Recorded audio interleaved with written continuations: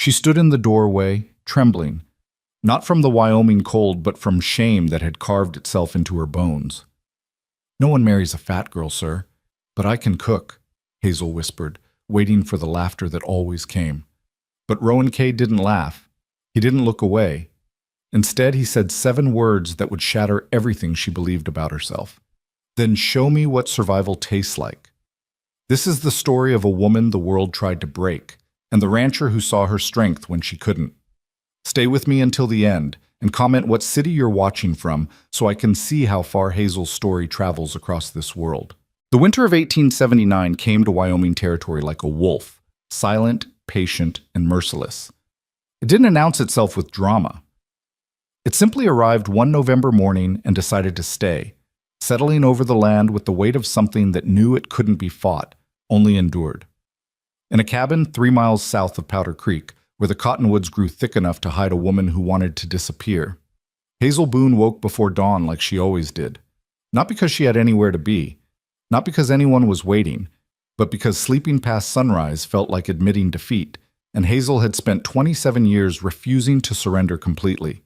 She rose in the dark, her joints protesting the cold that had seeped through every crack in the cabin walls during the night. The floorboards creaked under her weight, that familiar sound that had followed her since childhood, the sound that announced her before she entered a room, that made children whisper and women smirk, and men look away as if her very existence embarrassed them. The mirror above her wash basin had a crack running through it like a lightning bolt. Hazel avoided looking at it most days, but this morning something made her pause. The face that looked back was round and plain, framed by brown hair she kept tied back because it was easier than trying to make it pretty. Her eyes were the color of creek water after rain, gray-green and unremarkable. Her body was exactly what people said it was. Too much. Too wide, too soft, too present in a world that preferred women to take up less space. The fat girl by the river, they'd called her in town.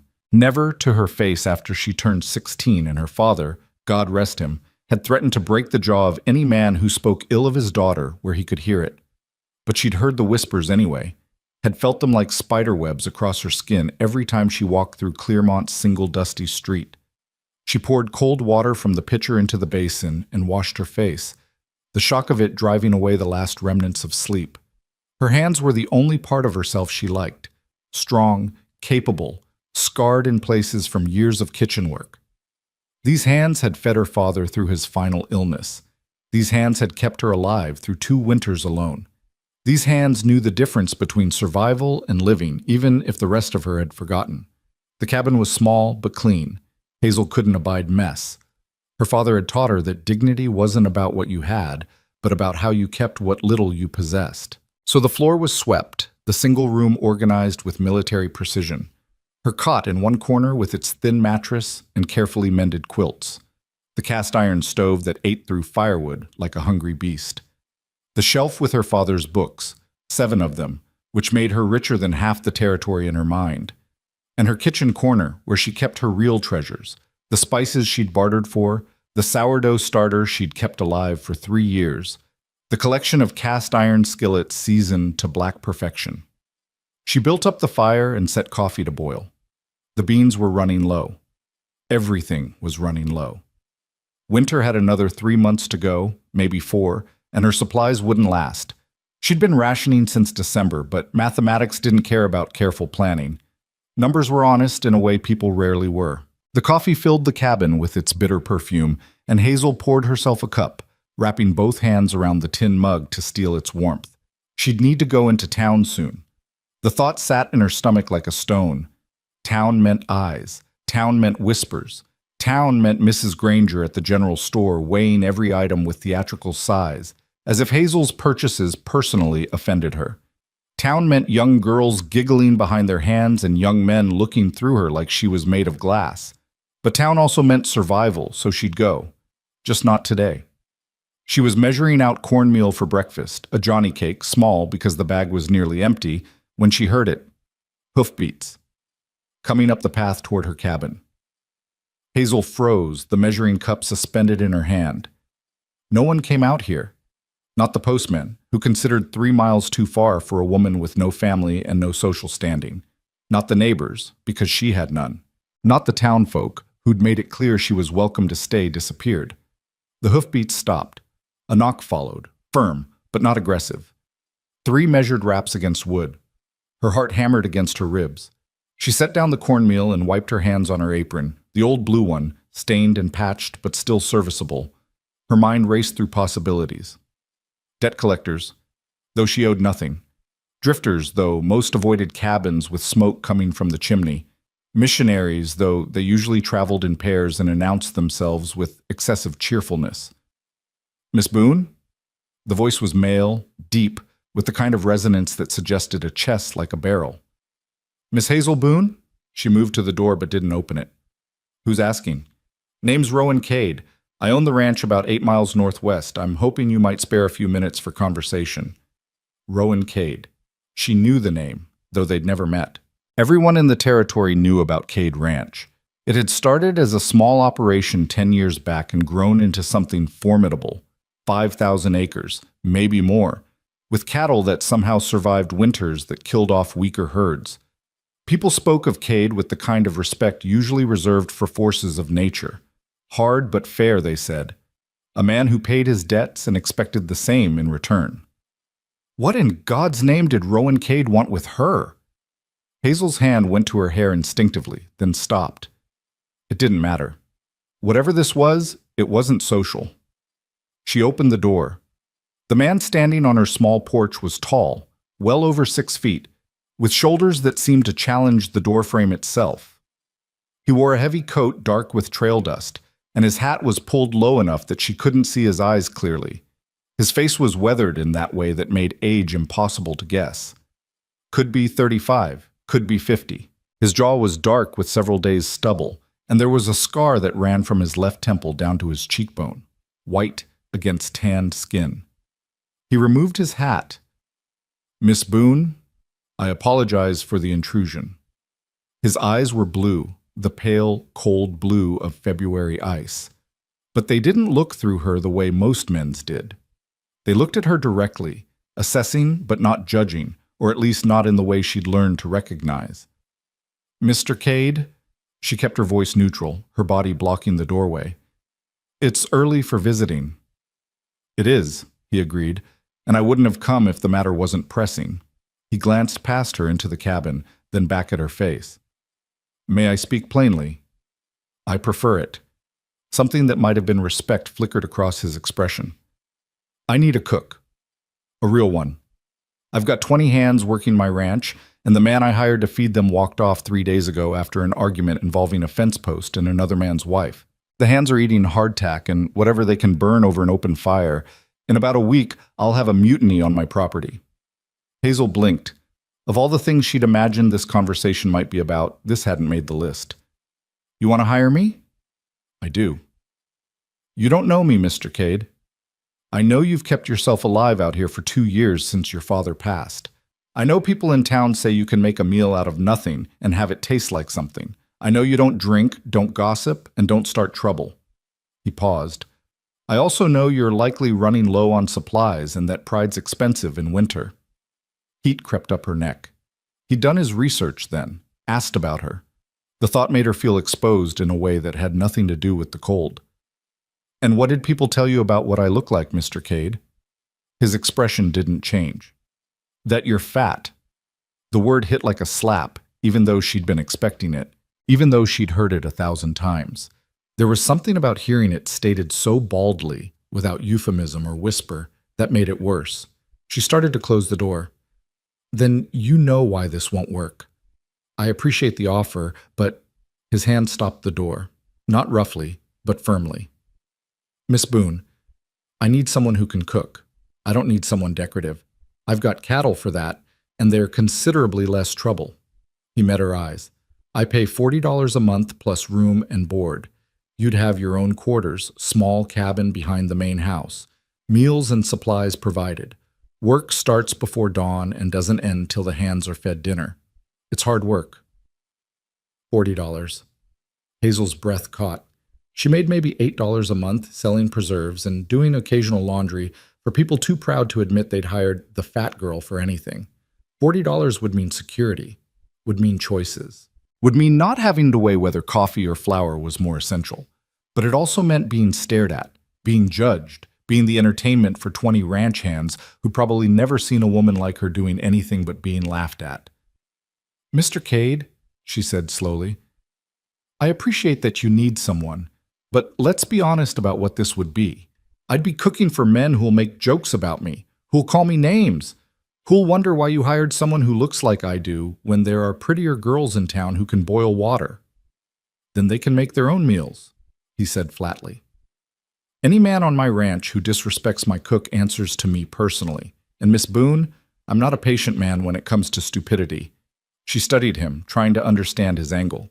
Men didn't do things like this without reason. "Why me? Really?" He was quiet for a long moment, his pale eyes holding hers. Finally, he said, "You know what it's like to be hungry. Not just for food, for purpose, for mattering, for waking up and having a reason to face the day." His voice was low, almost rough. "I need someone who'll cook like they understand that food isn't just fuel. It's the only warmth some men get, the only softness in a hard life. I need someone who'll cook like it matters." Something in Hazel's chest cracked open, just a little, just enough to hurt. This man she'd never met had somehow seen through to the thing she'd been hiding even from herself, that she was starving, but not for bread. "I can cook," she heard herself say. The words came out barely above a whisper. "But Mr. Cade, no one marries a fat girl, sir. And I've learned not to expect—" "I'm not hiring a wife," he interrupted, his voice gentle but firm. "I'm hiring someone who can remind a man life's worth waking up for." The words hung in the cold air between them, almost visible, like breath turned to frost. Hazel felt something inside her that had been frozen for years begin, impossibly, to thaw. "When would you need me to start?" "Tomorrow. Dawn." "That's fast." "I'm desperate." The corner of his mouth lifted slightly. "Though I'd appreciate if you didn't share that detail with the hands. Bad for authority." Despite herself, despite everything, Hazel felt a smile tug at her own mouth. "I'll need to pack, and I'll want to see the kitchen before I agree to anything. If it's a disaster, Mr. Cade, $40 won't be enough." "Fair." He settled his hat back on his head. "I'll send a wagon at first light. Bring whatever you need. If the kitchen doesn't meet standards, I'll have it rebuilt." He turned to leave, then paused. "Miss Boone? One more thing." "Yes?" "On my ranch, people earn their names. Until someone proves themselves worth knowing, I call them by their work. But after that?" His blue eyes were steady. "After that, they're family. And family doesn't let family go hungry. Not for food, and not for respect." He left before she could respond, mounting a bay horse that had been waiting patiently. Hazel watched him ride away, his figure growing smaller against the white landscape until he disappeared entirely. She closed the door and leaned against it, her heart racing. $40 a month. A purpose. A place where food might matter, where her cooking might mean something beyond simple survival. It was terrifying. It was impossible. It was the first time in 2 years she'd felt something other than numb. Hazel looked around her cabin, at the careful poverty, the organized desperation, the life she'd built out of scraps and stubbornness. Then she looked at her hands, those capable, scarred hands that knew how to take nothing and make it enough. "All right then," she said to the empty room. "Let's see what you're made of." She spent the rest of the day packing. Not her clothes. She had 3 dresses, all of them practical, all of them carefully mended where the seams had given way under the stress of her body.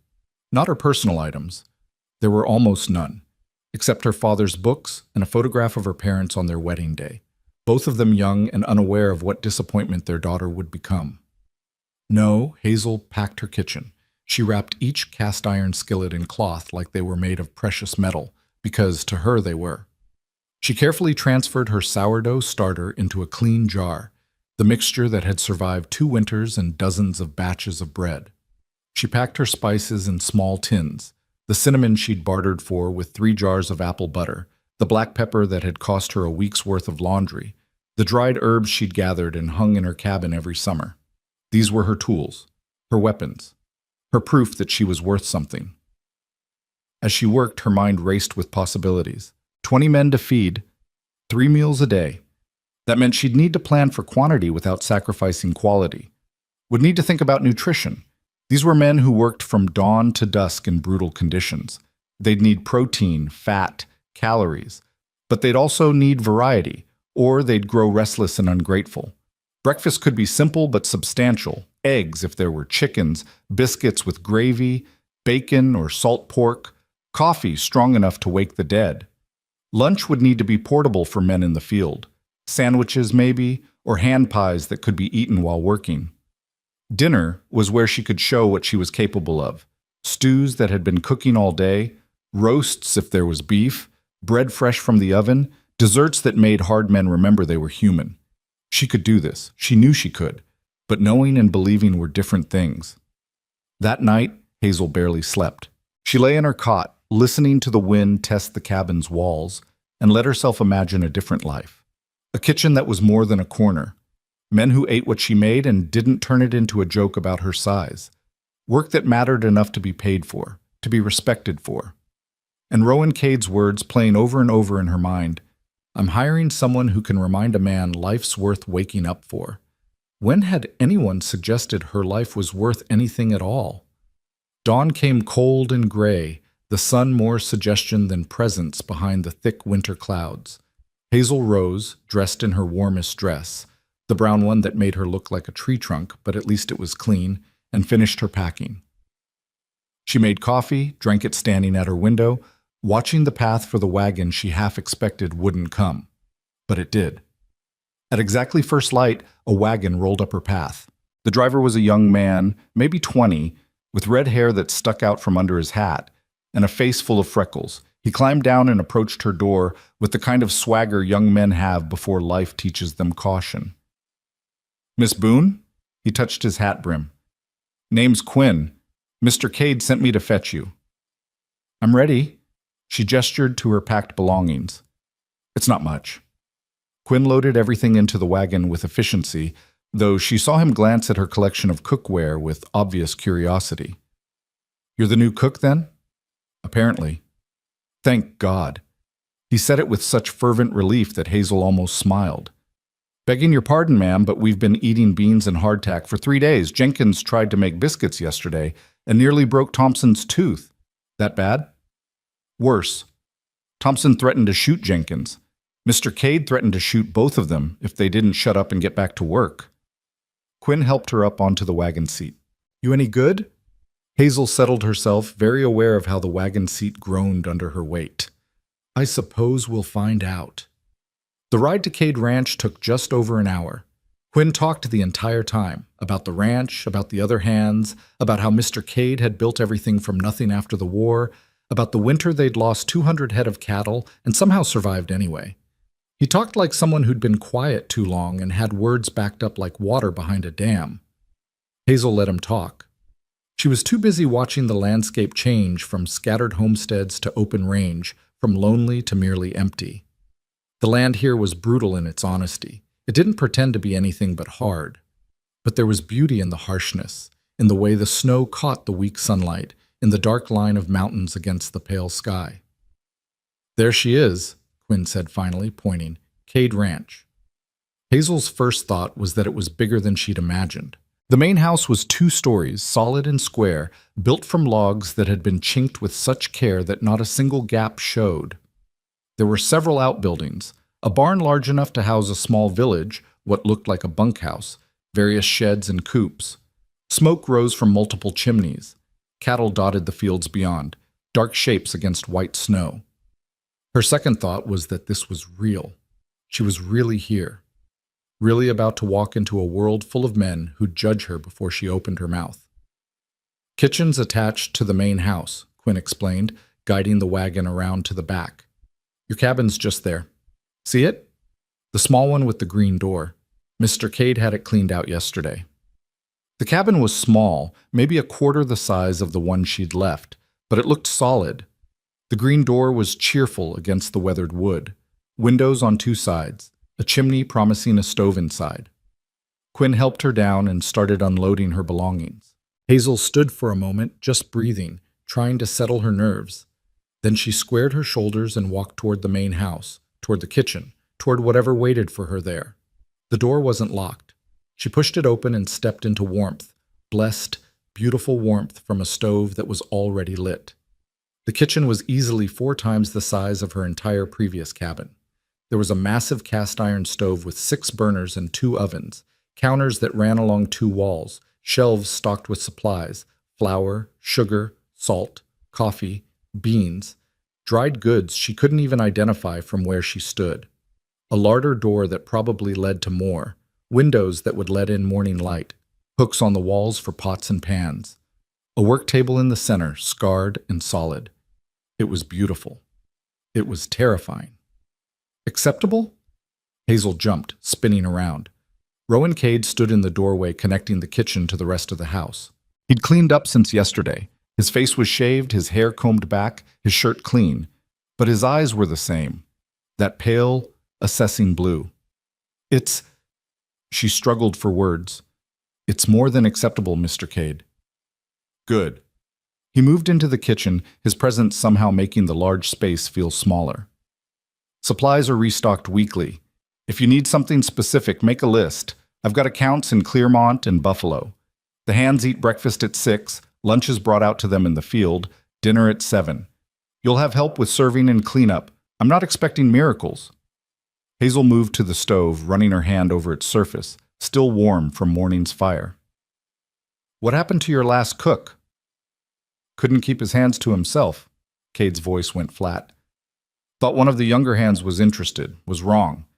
I gave him 5 minutes to pack and 5 seconds to get off my land. And the one before that? Drunk. Fell asleep and nearly burned down the kitchen. He paused. Miss Boone, I'll be clear. This job is hard. The men are rough. They work like dogs and expect to be fed accordingly. They'll test you, see if you can keep up, see if you'll break. But if you can cook, if you can handle the pressure, you'll have security here.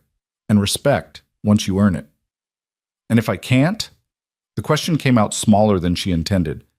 If I'm not good enough? He looked at her steadily. Are you good enough? It was the question she'd been asking herself for 27 years. The question that kept her small, kept her hidden, kept her safe but suffocating. Hazel thought of her sourdough starter, still alive after years of care. Thought of the meals she'd stretched to feed her father through his final months. Thought of every time she'd taken scraps and turned them into something worth eating, worth savoring. She met Rowan Cade's eyes. Yes, she said. I am. Something in his expression shifted. Not quite a smile, but close. Then show me. Breakfast is in 2 hours. 21 men, counting myself. Impress us. He left before she could respond, the door swinging shut behind him. Hazel stood alone in her new kingdom, her heart hammering. 21 men, 2 hours. Her first test. She rolled up her sleeves. Time to remind them what living tasted like. 2 hours wasn't much time, but Hazel had learned long ago that desperation made the best teacher.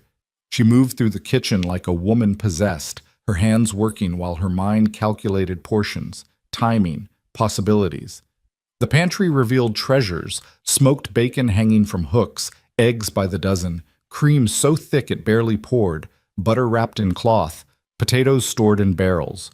Whoever had stocked this kitchen understood that feeding working men required fuel, not fancy. She decided on a gamble. Not the safe choice of simple scrambled eggs and bacon, not the expected biscuits that every ranch cook from here to Montana could make in their sleep. If these men were going to judge her, and they would, then she'd give them something worth remembering. Hazel started with the bacon, laying thick strips across the stovetop to render slowly. While the fat liquefied and the meat crisped, she mixed cornmeal with flour, eggs, buttermilk, and a secret, a spoonful of the bacon drippings, still hot. The batter came together silky and golden. She poured it into a massive cast iron skillet that had been heating, and the sizzle that filled the kitchen was like a promise being made. But cornbread alone, even perfect cornbread, wouldn't be enough. She needed something that would make hard men stop, pay attention, remember they had taste buds that could experience pleasure instead of just fuel. She needed alchemy. The cream went into a pan with more bacon fat, a generous grinding of black pepper, a whisper of smoked paprika she'd found in the spice collection. She stirred it constantly, watching it thicken, tasting it with her finger until the salt and smoke and heat balanced on her tongue like a song. When the cornbread came out of the oven, golden and crispy at the edges, she cut it into squares still steaming and drowned each piece in the cream sauce. The bacon she crumbled on top, along with a scatter of green onions she'd discovered in a cold box. It looked like peasant food. It smelled like heaven. She made coffee in a pot big enough to bathe a child in, strong and bitter and honest. She scrambled 24 eggs with cheese and more of those green onions. She sliced bread, yesterday's, but she toasted it over the stove flame until it crackled. By the time the clock showed 6, she'd set out everything on the long table in the dining hall attached to the kitchen, and her dress was soaked with sweat despite the winter cold. Then she heard them coming.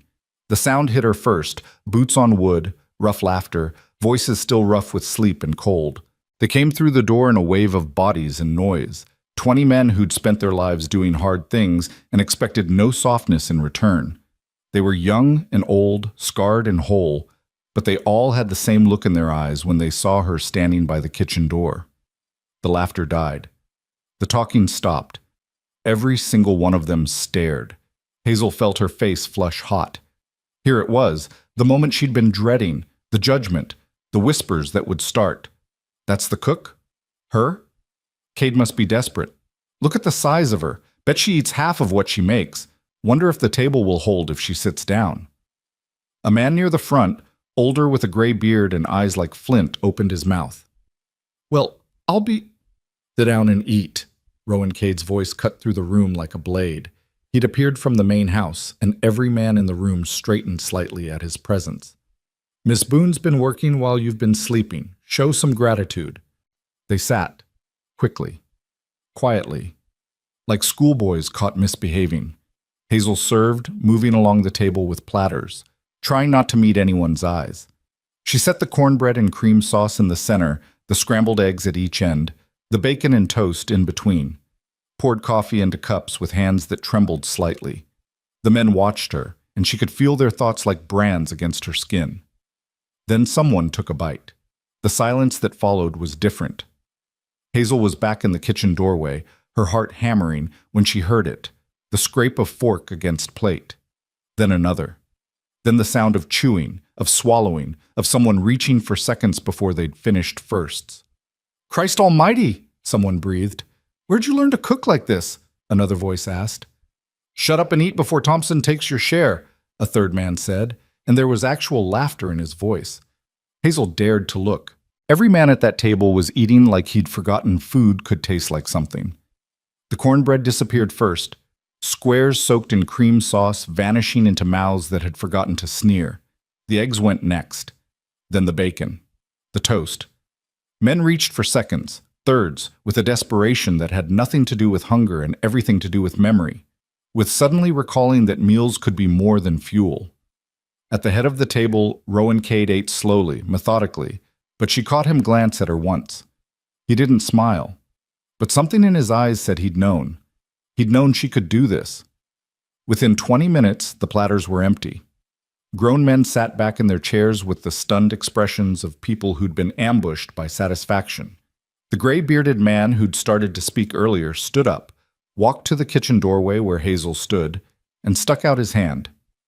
Name's Dutch, he said. Been working ranches for 30 years. That's the best damn breakfast I've had in 20 of them. Hazel took his hand, surprised by the firmness of his grip. Thank you.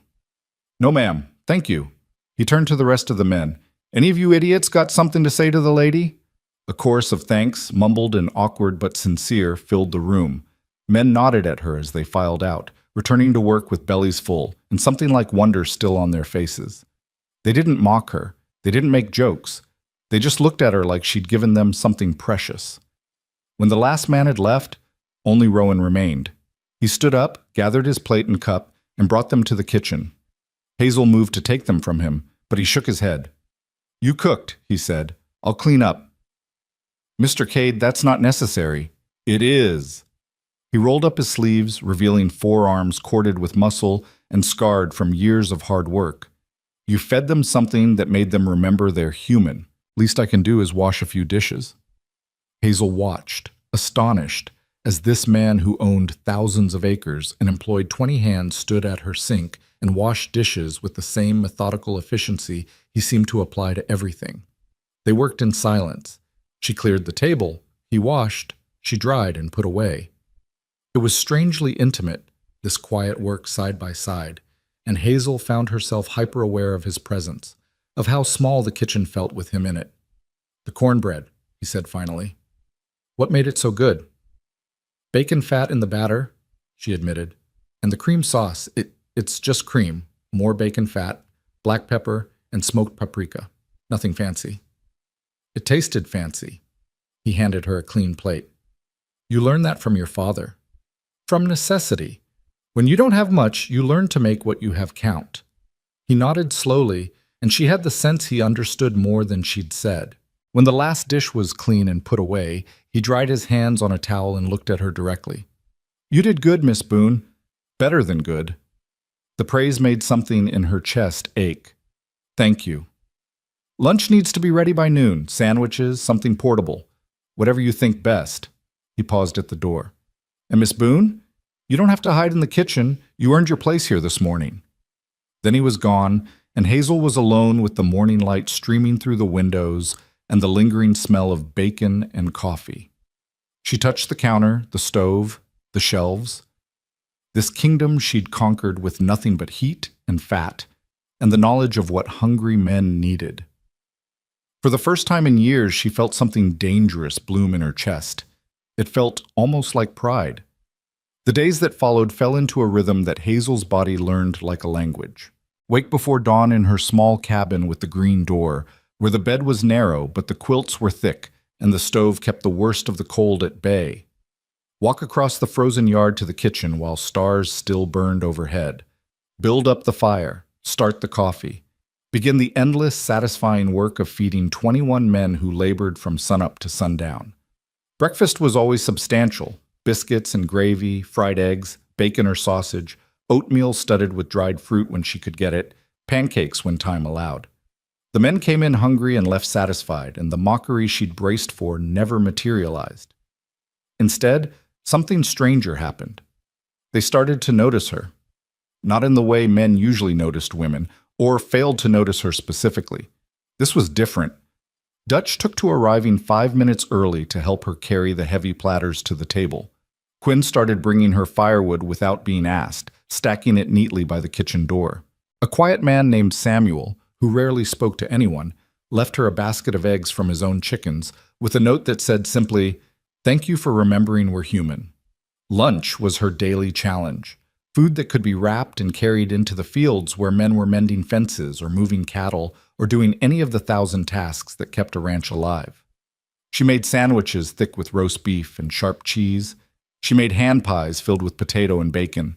She made biscuits stuffed with ham and a smear of mustard she'd mixed herself. Whatever she sent out came back empty, and the men came back quieter, less rough around the edges. But dinner was where Hazel let herself create. She made stews that simmered all day, beef falling apart tender in broth rich with vegetables and herbs.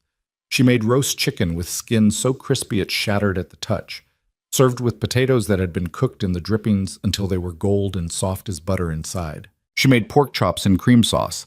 She made beef short ribs that required a knife, but barely.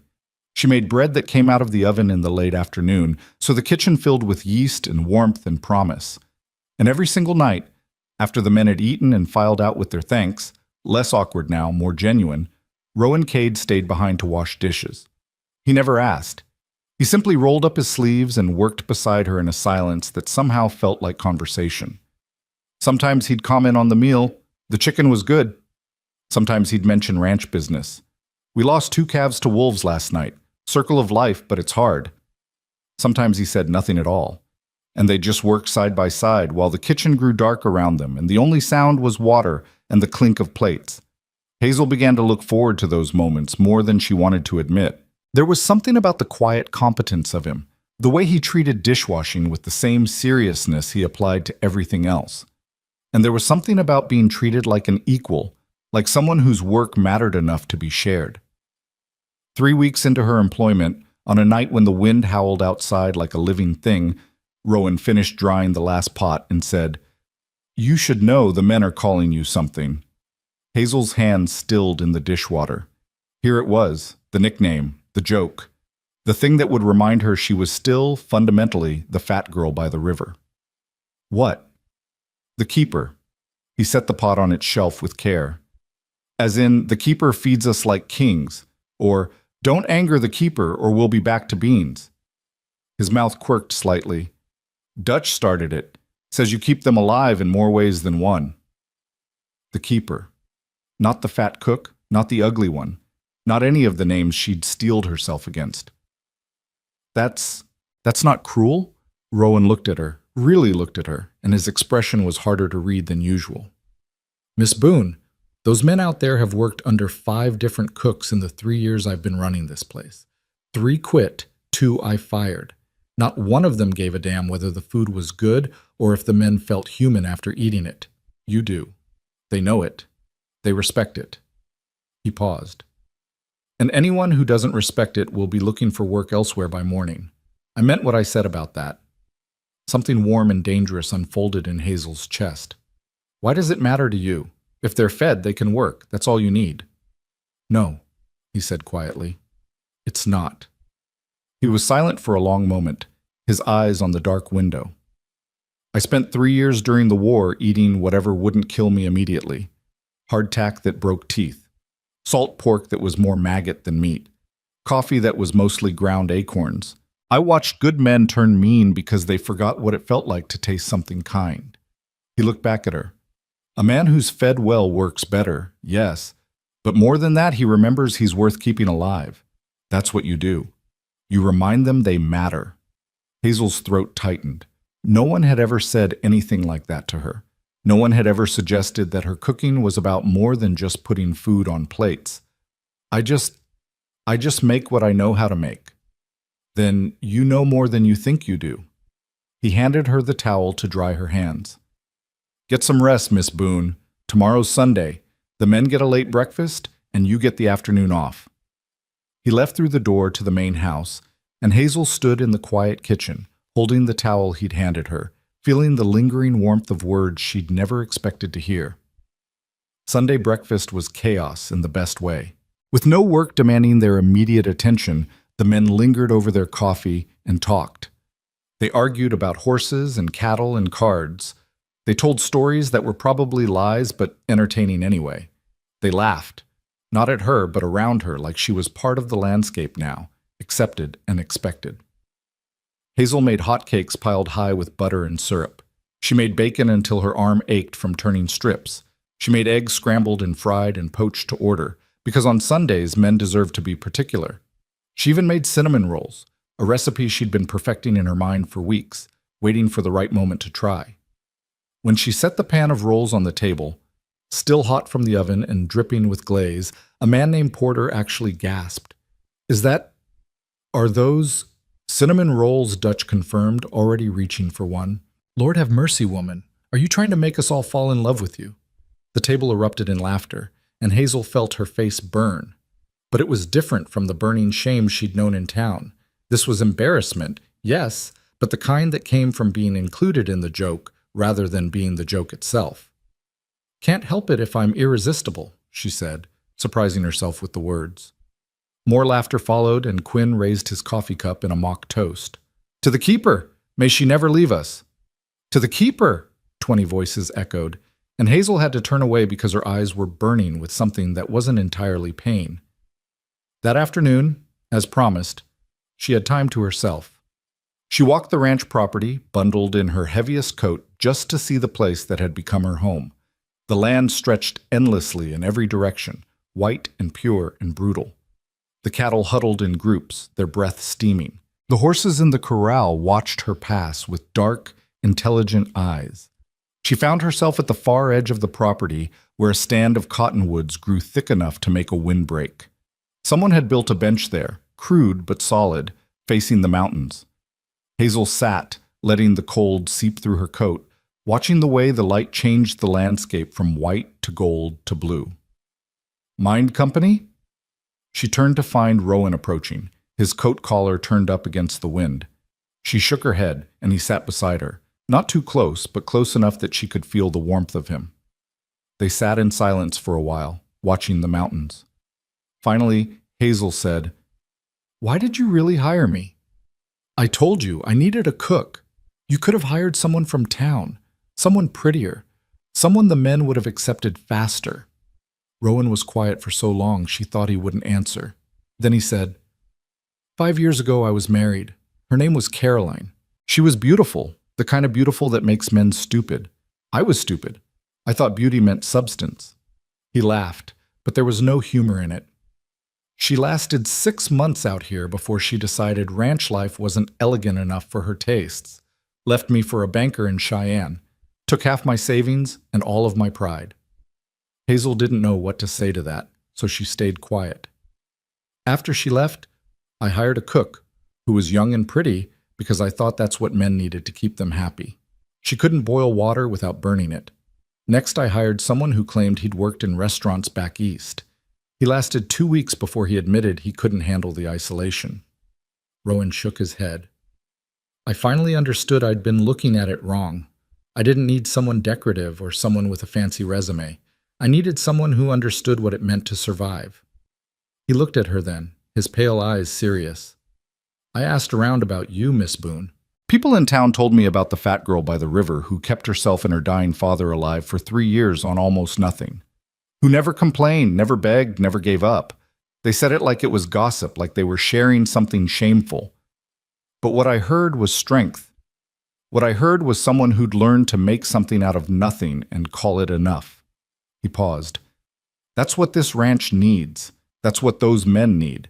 Someone who knows that survival isn't pretty, but it's honest." Hazel's chest felt too full, too tight. "You barely know me." "I know enough." He stood up, brushing snow from his coat. "I know you show up before dawn and don't stop until the work is done. I know you've never complained once, even though I'm sure those men were hell the first few days. I know my dishwater's always warm because you heat it fresh for me every night, even though you could just leave it cold." He met her eyes. "I know you're the best decision I've made for this ranch in 5 years. And Miss Boone, I don't make good decisions often, so when I do, I hold on to them." He walked away before she could respond, leaving her on the bench with the cold and the mountains and a feeling she couldn't name spreading through her chest like sunrise. Winter deepened. The work continued. Hazel learned the rhythms of ranch life, how cattle needed to be fed when the snow buried the grass, how men grew quieter when the cold bit deep, how every meal became more important when the world outside was trying to kill you. She learned the men, too. Dutch had fought in the war and still had nightmares that made him wake shouting. Quinn was sending money home to his mother and 3 younger sisters. Samuel had been married once, but his wife died in childbirth, and he'd never spoken of love again. Porter dreamed of owning his own ranch someday. Thompson had a daughter he never saw, living with his ex-wife in Chicago. They were rough men, hard men, but they carried sorrows that made them human. And Hazel fed them. She fed them until they smiled easier. She fed them until they told her jokes and asked her advice and started treating the kitchen like it was holy ground, wiping their boots before entering. She fed them until they forgot to see her as the fat girl and started seeing her as the keeper, the woman who stood between them and despair. One evening, 6 weeks after she'd arrived, she was preparing dinner, a beef stew that had been cooking since morning, rich and dark and promising, when Dutch appeared in the kitchen doorway. He shifted awkwardly, hat in his hands. "Miss Boone, got a minute?" She looked up from the bread she was slicing. "Of course. What's wrong?" "Nothing's wrong, exactly." He cleared his throat. "It's just, well, it's Thompson's birthday next week. He doesn't know we know, but Quinn found out somehow. We were thinking, could you maybe make him a cake? Nothing fancy, just something to show we remembered." Hazel felt her throat tighten. These hard men, these rough souls, wanted to celebrate one of their own. "What kind of cake does he like?" "Chocolate, if it's not too much trouble." "It's not too much trouble," she said softly. "I'll make him a chocolate cake, with frosting, the kind that makes you remember birthdays should matter." Dutch's weather-beaten face broke into a smile. "You're good people, Miss Boone. Real good people." Thompson's birthday fell on a Tuesday. Hazel spent the afternoon baking, using the last of her cocoa powder and not caring that she'd need to reorder. The cake came out of the oven perfect, dark and moist and smelling like childhood memories. She made frosting with butter and sugar and more cocoa, spreading it thick and generous. That night, when the men finished dinner, Dutch stood up and cleared his throat. "Before everyone leaves, we got something to say. Thompson, you old bastard, we know it's your birthday." Thompson looked up, startled. "How?" "Doesn't matter how. What matters is you've been working this ranch for 7 years and you've earned being celebrated." Dutch nodded at Hazel. She brought out the cake, 3 layers tall and gleaming with frosting, candles burning on top. 20 men who dealt in cattle and cold and brutality started singing "Happy Birthday" in voices rough and off-key, but sincere. Thompson stared at the cake like he'd never seen such a thing, and when he tried to thank Hazel, his voice cracked and failed. "It's just cake," she said gently. "No, ma'am," he whispered. "It's proof somebody gave a damn." They cut the cake and passed around pieces, and grown men ate chocolate frosting with something like reverence. Hazel watched them, these hard souls softened by sugar and gesture, and understood what Rowan had meant. This was what food could do. This was what it meant to feed someone, not just their bodies, but the parts of them that remembered how to hope. That night, Rowan stayed even later than usual with the dishes. They worked in their customary silence until he said, "The cake was good." "Thank you. You didn't have to do that." "I know." He was quiet for another moment. "You're teaching them something important. You're teaching them that kindness isn't weakness." Hazel laughed, but it came out bitter. "I'm not kind, Mr. Cade. I'm just feeding them." "That's the same thing." He turned to look at her, and in the lamplight his eyes were darker than usual, harder to read. "My mother used to say that every meal a woman makes is an act of hope. Hope that the people she feeds will come back tomorrow. Hope that the world is worth sustaining. Hope that love can exist in small gestures." He paused. "You cook like you believe in hope, Miss Boone. That's a rare thing." Her hand stilled in the dishwater. "Your mother sounds wise." "She was. She died when I was 15. His voice was carefully neutral. "Pneumonia. Quick and cruel. My father never recovered. He died 2 years later, but really he died the day she did. Just took his body a while to catch up. I'm sorry." "Don't be. It taught me something valuable." He dried his hands, preparing to leave like he always did. But this time he paused at the door and looked back. "It taught me that the people who feed us are the people who keep us alive. Not just our bodies, our souls. And Miss Boone, you've been keeping 21 souls alive since you got here. Don't ever think that's not enough."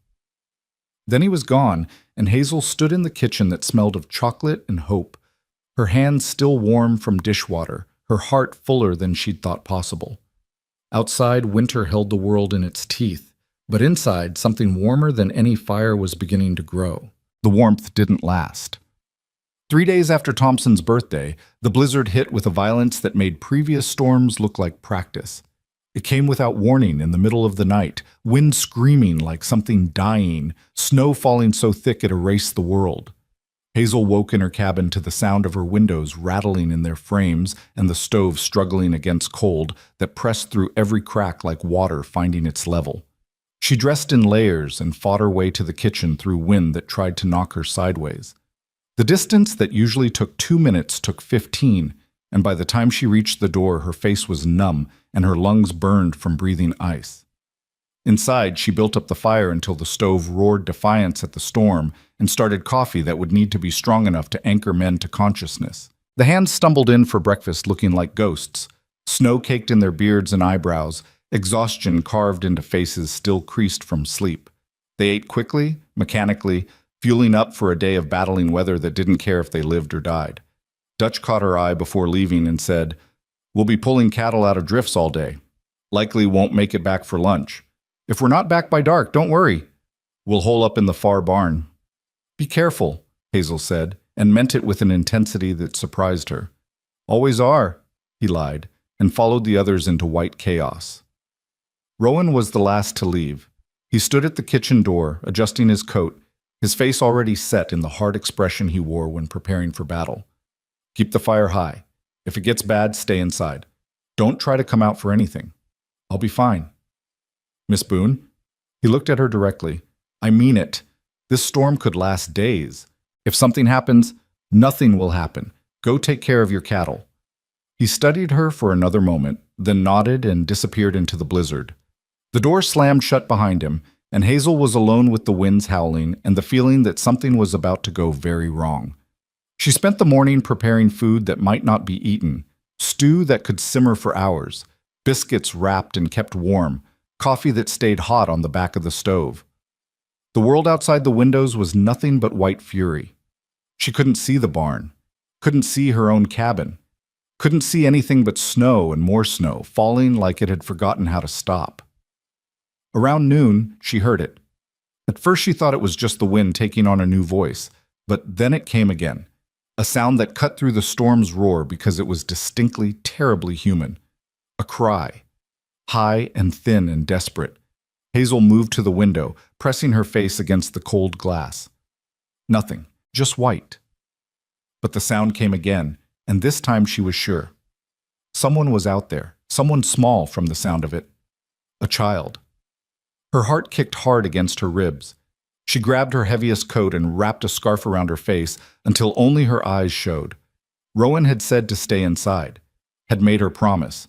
But that sound, that desperate, fading cry, made promises irrelevant. She pushed open the door and the storm hit her like a physical blow. The wind stole her breath, the snow blinded her, cold bit through her layers like they were paper.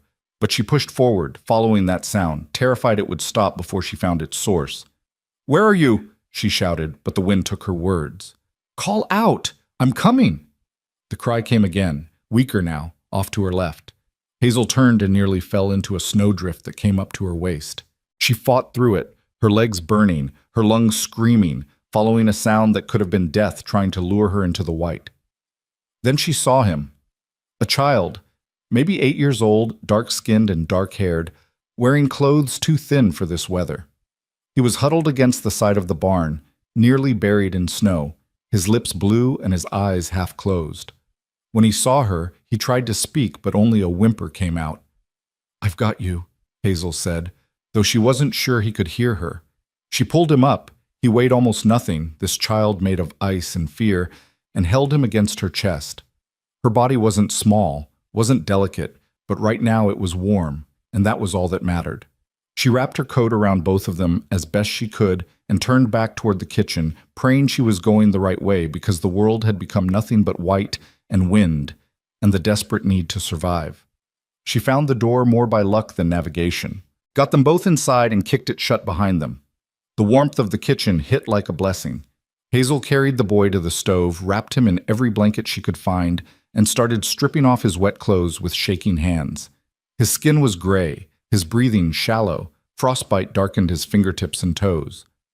"Stay with me," she whispered, rubbing his hands between hers, trying to bring circulation back without causing more damage.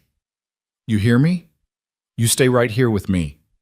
She heated water, not too hot, that would be dangerous, and soaked cloths to wrap around his extremities. She made broth and held it to his lips, coaxing him to sip. She talked to him constantly. A stream of words meant less to communicate than to tether him to the world of the living. And slowly, terribly slowly, color began to return to his face. His eyes focused. His breathing deepened. "What's your name?" Hazel asked when he seemed capable of answering. "Makwa," he whispered. His voice was rough, accented in a way she recognized, Lakota, though her knowledge of the language was limited to the few words her father had taught her. "Means bear." "Well, Bear, you picked a hell of a day to be outside. Where's your family?" His eyes filled with tears. "Gone. Soldiers came. I ran. Got lost." Hazel's chest tightened. She'd heard the stories, the government pushing tribes onto smaller and smaller reservations, soldiers who didn't distinguish between warriors and children, families scattered like seeds on the wind. This boy had survived something she couldn't imagine, only to nearly die in a blizzard 3 miles from help. "You're safe now," she said, and meant it with every fiber of her being. "You hear me? You're safe." She was building up the fire, keeping Makwa wrapped in blankets, when the door crashed open. Rowan stood there, covered in snow, his eyes wild with something between fury and fear. "What the hell were you thinking?" His voice was rough as gravel. "I told you to stay inside. Do you have any idea?" He stopped, seeing the boy by the fire. "Who is that?" "His name is Makwa. He was outside. I heard him crying." Rowan closed his eyes briefly, and when he opened them again the fury was gone, replaced by something harder to read. He moved to the boy, kneeling down to check him over with hands that were surprisingly gentle. Frostbite. On his fingers and toes. Not severe, I think. He was conscious when I found him. You went into a blizzard for a sound you couldn't even be sure was real. It wasn't a question. What else was I supposed to do?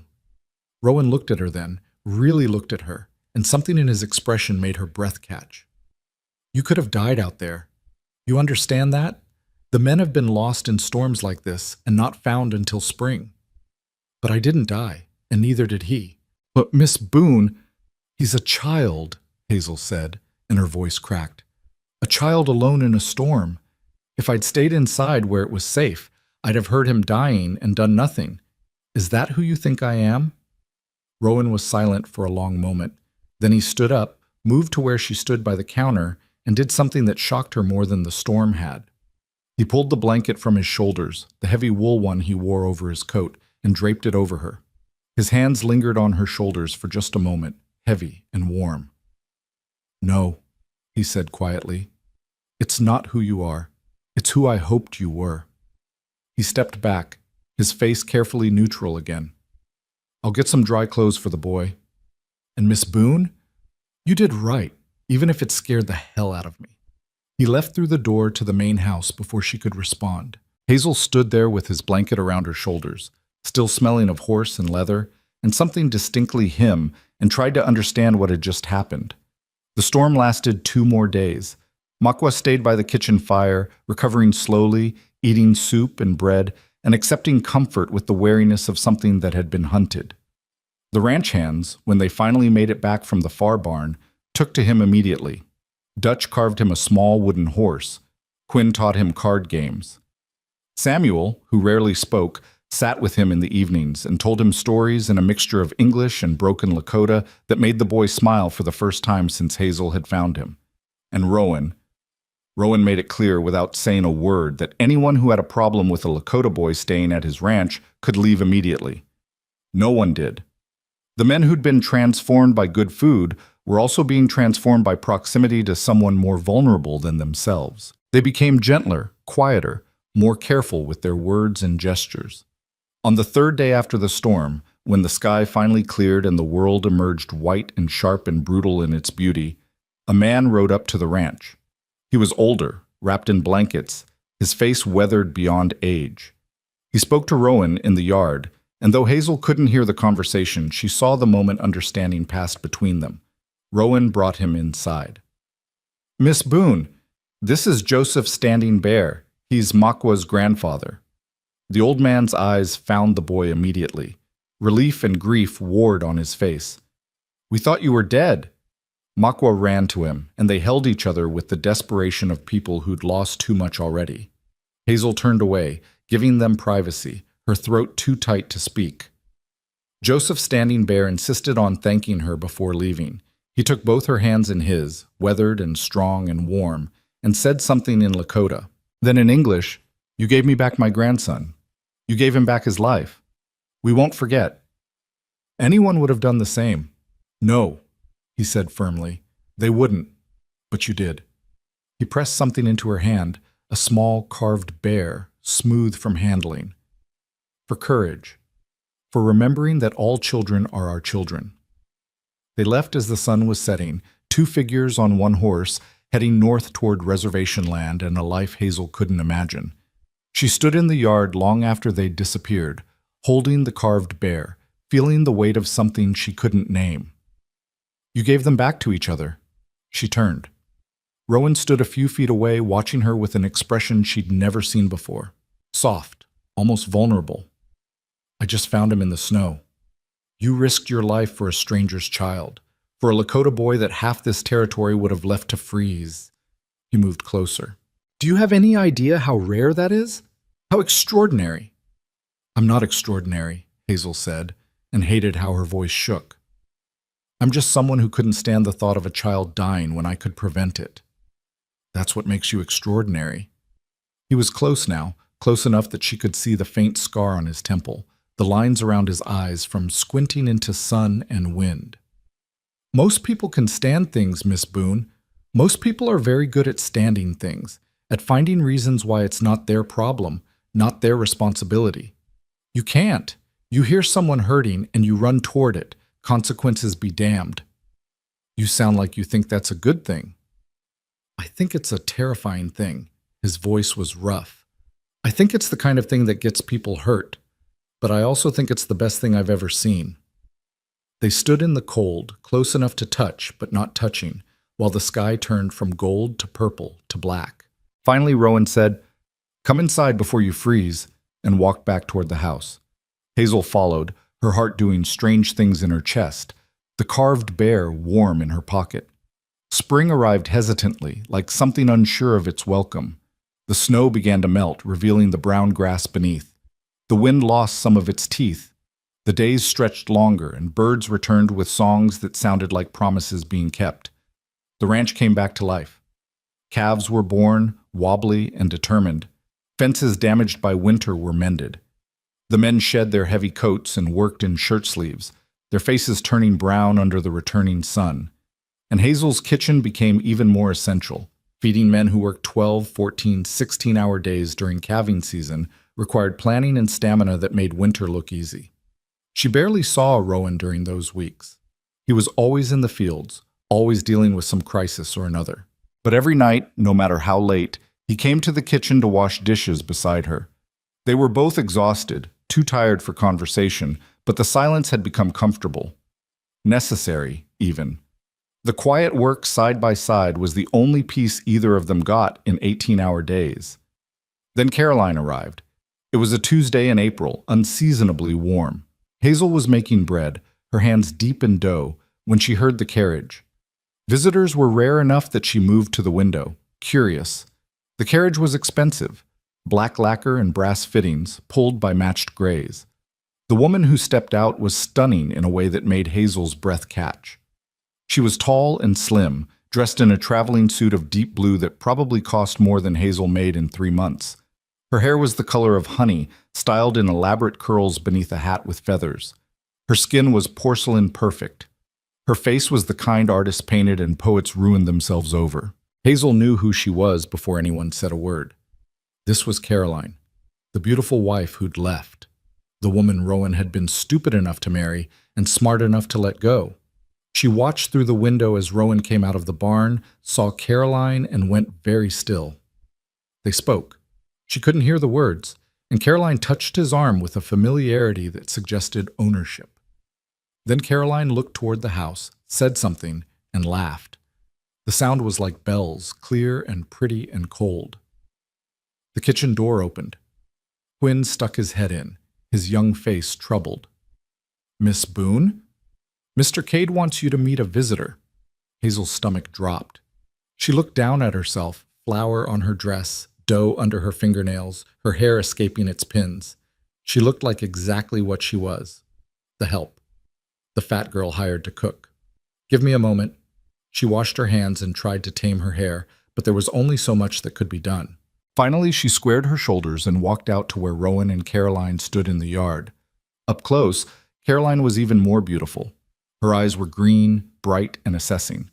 She looked Hazel up and down with the kind of thoroughness usually reserved for livestock at auction, and her perfect mouth curved into something that wasn't quite a smile.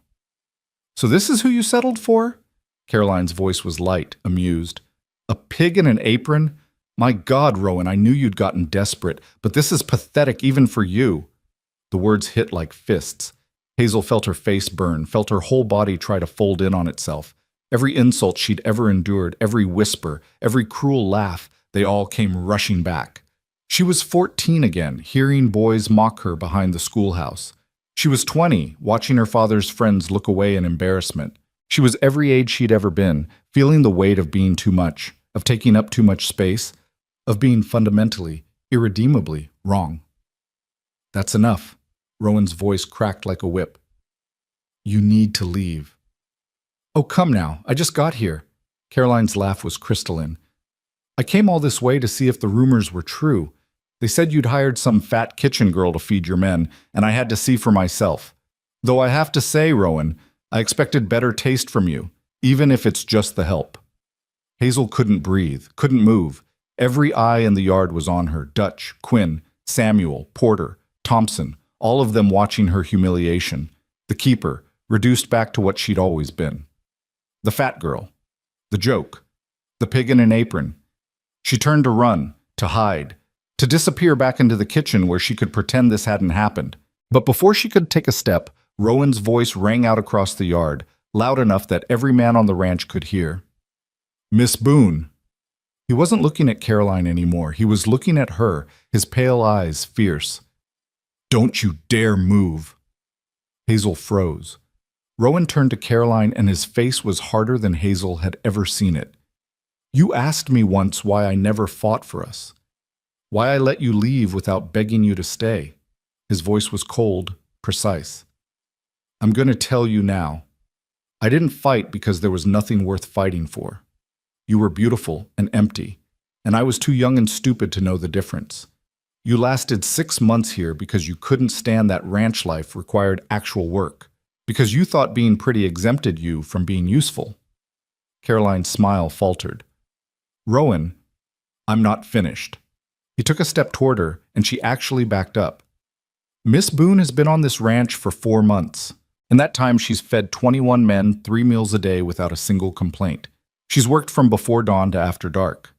She went into a blizzard to save a child she didn't know and nearly died doing it. She's taught every man here that kindness isn't weakness and that being fed well means being cared for. His voice got quieter, but somehow more intense. She stayed when you left. She's got more heart, more courage, more worth in her little finger than you've got in your entire perfect body. And if you can't see that, then you're even emptier than I remember. The yard was absolutely silent. 20 men stood frozen, watching. Caroline's face had gone white, then red. You're defending her? This fat cow? I'm choosing her. Rowan's words rang out clear. I'm choosing the woman who shows up every day and does the work. I'm choosing substance over surface. I'm choosing someone who makes life worth living instead of just worth looking at. He turned to Hazel. And Miss Boone, if you're willing, I'm choosing you to stay on this ranch for as long as you want to be here, because this place isn't home without you in it. Hazel couldn't breathe, couldn't think. The words echoed in her head. I'm choosing you, I'm choosing you, I'm choosing you. Caroline made a sound of pure disgust. You'll regret this. Both of you. When you're eating her cooking and looking at that body and remembering what you gave up, I'm remembering what I escaped, Rowan said flatly. Now get off my land. You've got 5 minutes before I have the men escort you. Caroline stared at him, fury and humiliation warring on her beautiful face. Then she turned on her heel, climbed into her carriage, and disappeared in a cloud of dust and rage. The silence that followed was deafening. Hazel stood in the yard trembling, aware of every man watching her, waiting to see what she'd do, how she'd respond to being defended so publicly, so fiercely. Dutch cleared his throat. Miss Boone? That was the bravest thing I've ever seen. You standing here taking that, not running. That's courage. Damn right, Quinn added. And boss is right. You're worth 10 of her, worth 100. One by one, the men voiced their agreement, their support, their fierce protective loyalty, and Hazel realized something that made her throat tighten and her eyes burn. These men, these rough, hard, broken men, they'd become her family. They'd become the people who saw her worth when she couldn't see it herself. Thank you, she whispered. All of you.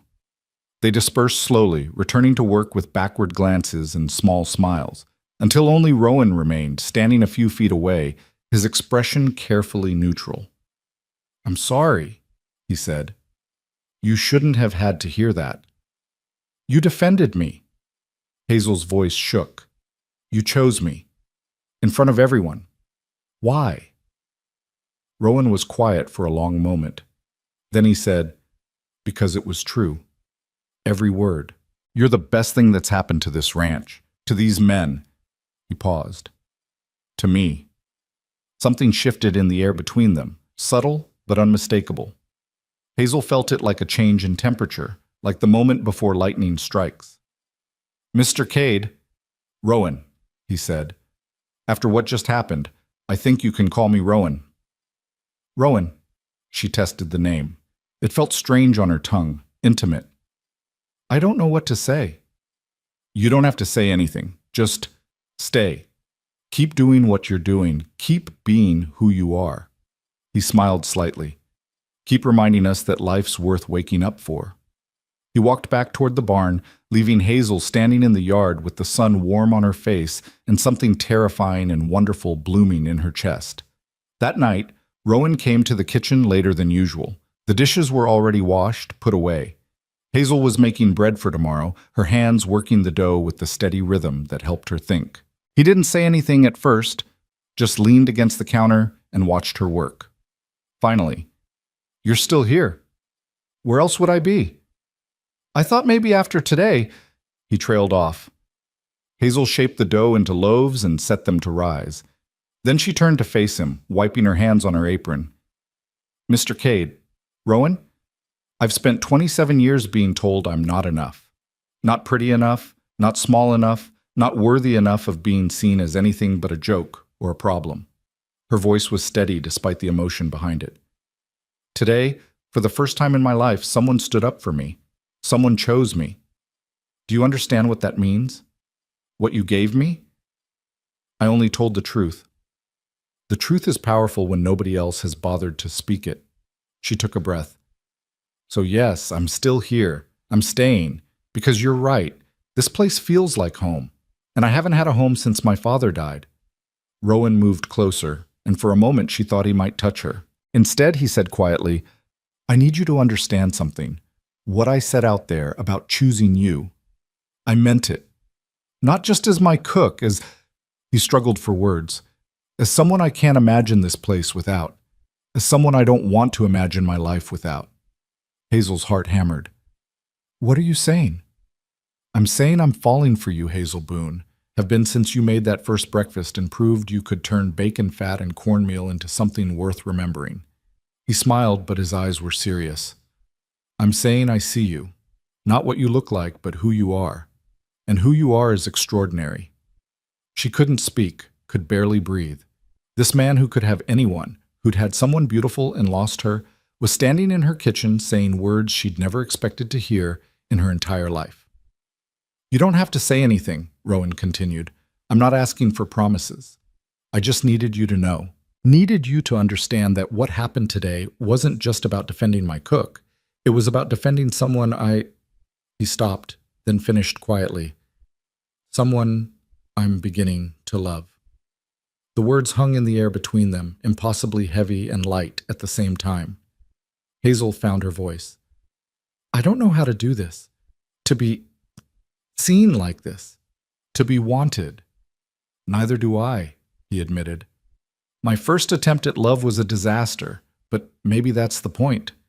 Maybe we figure it out together. Maybe we build something real instead of something pretty." He left before she could respond, disappearing into the main house.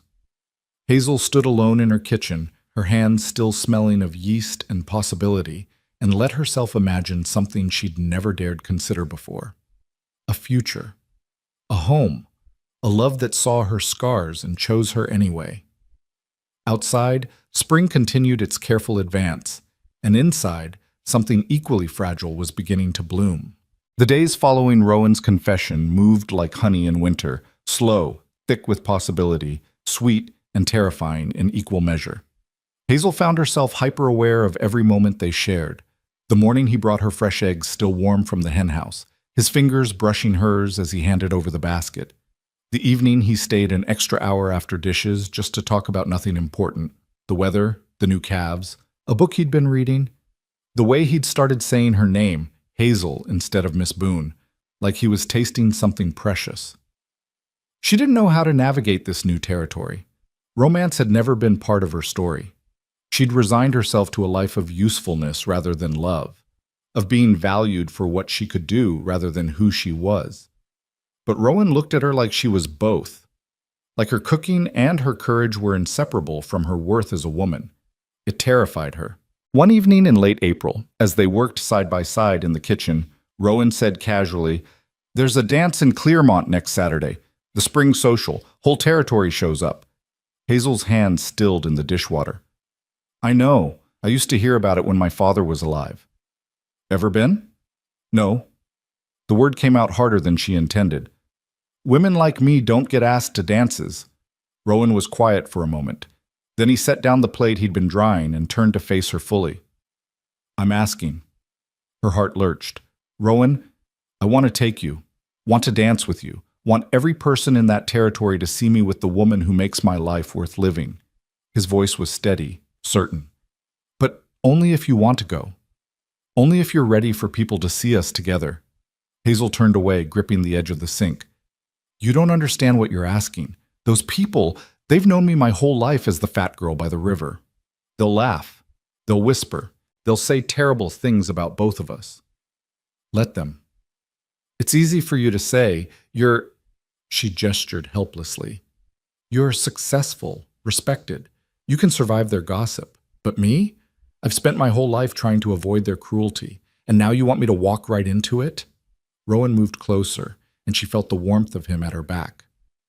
"Hazel, look at me." She turned slowly. His pale eyes were intense, serious. "I know what I'm asking," he said quietly. "I know it's not fair. I know you've survived by being invisible, and I'm asking you to be seen. But that's what you deserve, to be seen, to be chosen publicly, not just in private moments between us." He paused. "And I think there's a part of you that wants it too, that wants to walk into that dance hall and prove to everyone who ever hurt you that you're worth more than they said." He was right, and that made it worse. There was a part of her, small, buried, but stubbornly alive, that wanted exactly that. Wanted to show Mrs. Granger from the general store and the girls who'd giggled behind their hands and every person who'd ever made her feel less than human that she'd found someone who saw her worth.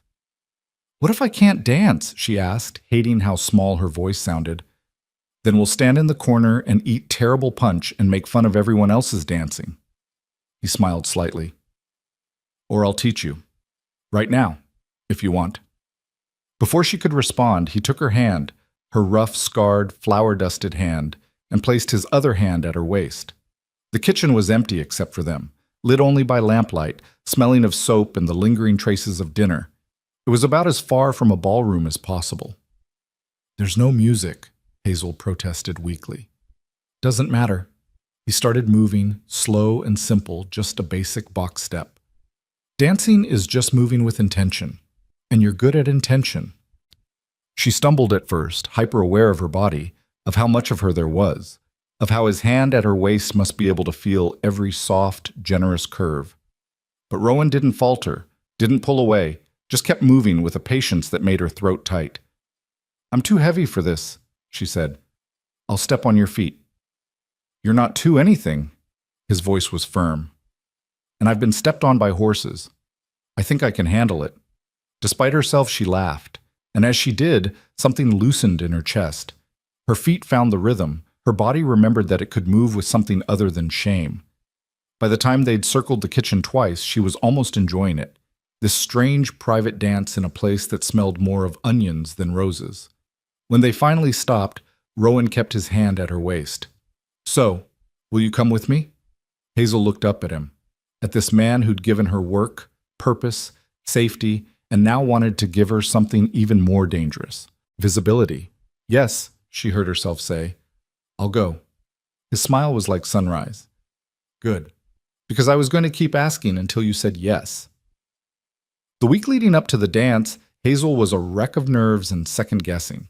She had nothing appropriate to wear.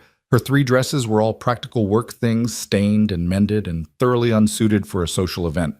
She mentioned this to no one, resigned to wearing her least damaged dress and enduring the inevitable comparisons to the other women.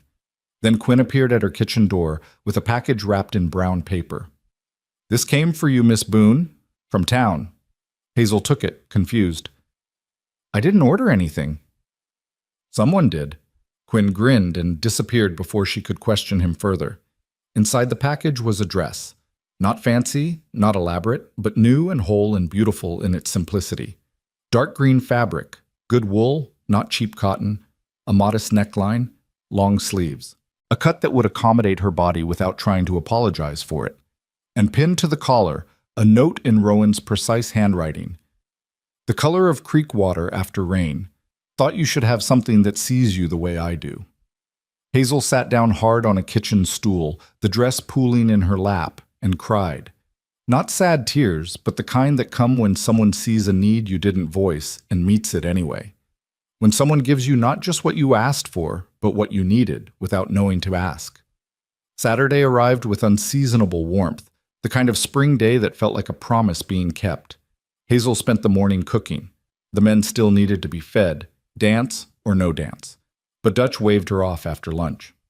We can handle dinner tonight. You go make yourself pretty. Not that you need to, he added quickly. You're already, well, you know what I mean.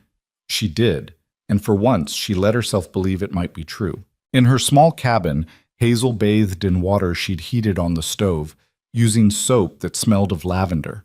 Another gift, this one from Samuel, who'd said gruffly that his late wife used to make it, and he still had some left. She washed her hair and let it dry in the sun streaming through her window. Then she put on the green dress, and it fit like it had been made for her body specifically, not trying to minimize or hide, just acknowledging her shape and working with it rather than against it. She'd never owned anything so beautiful.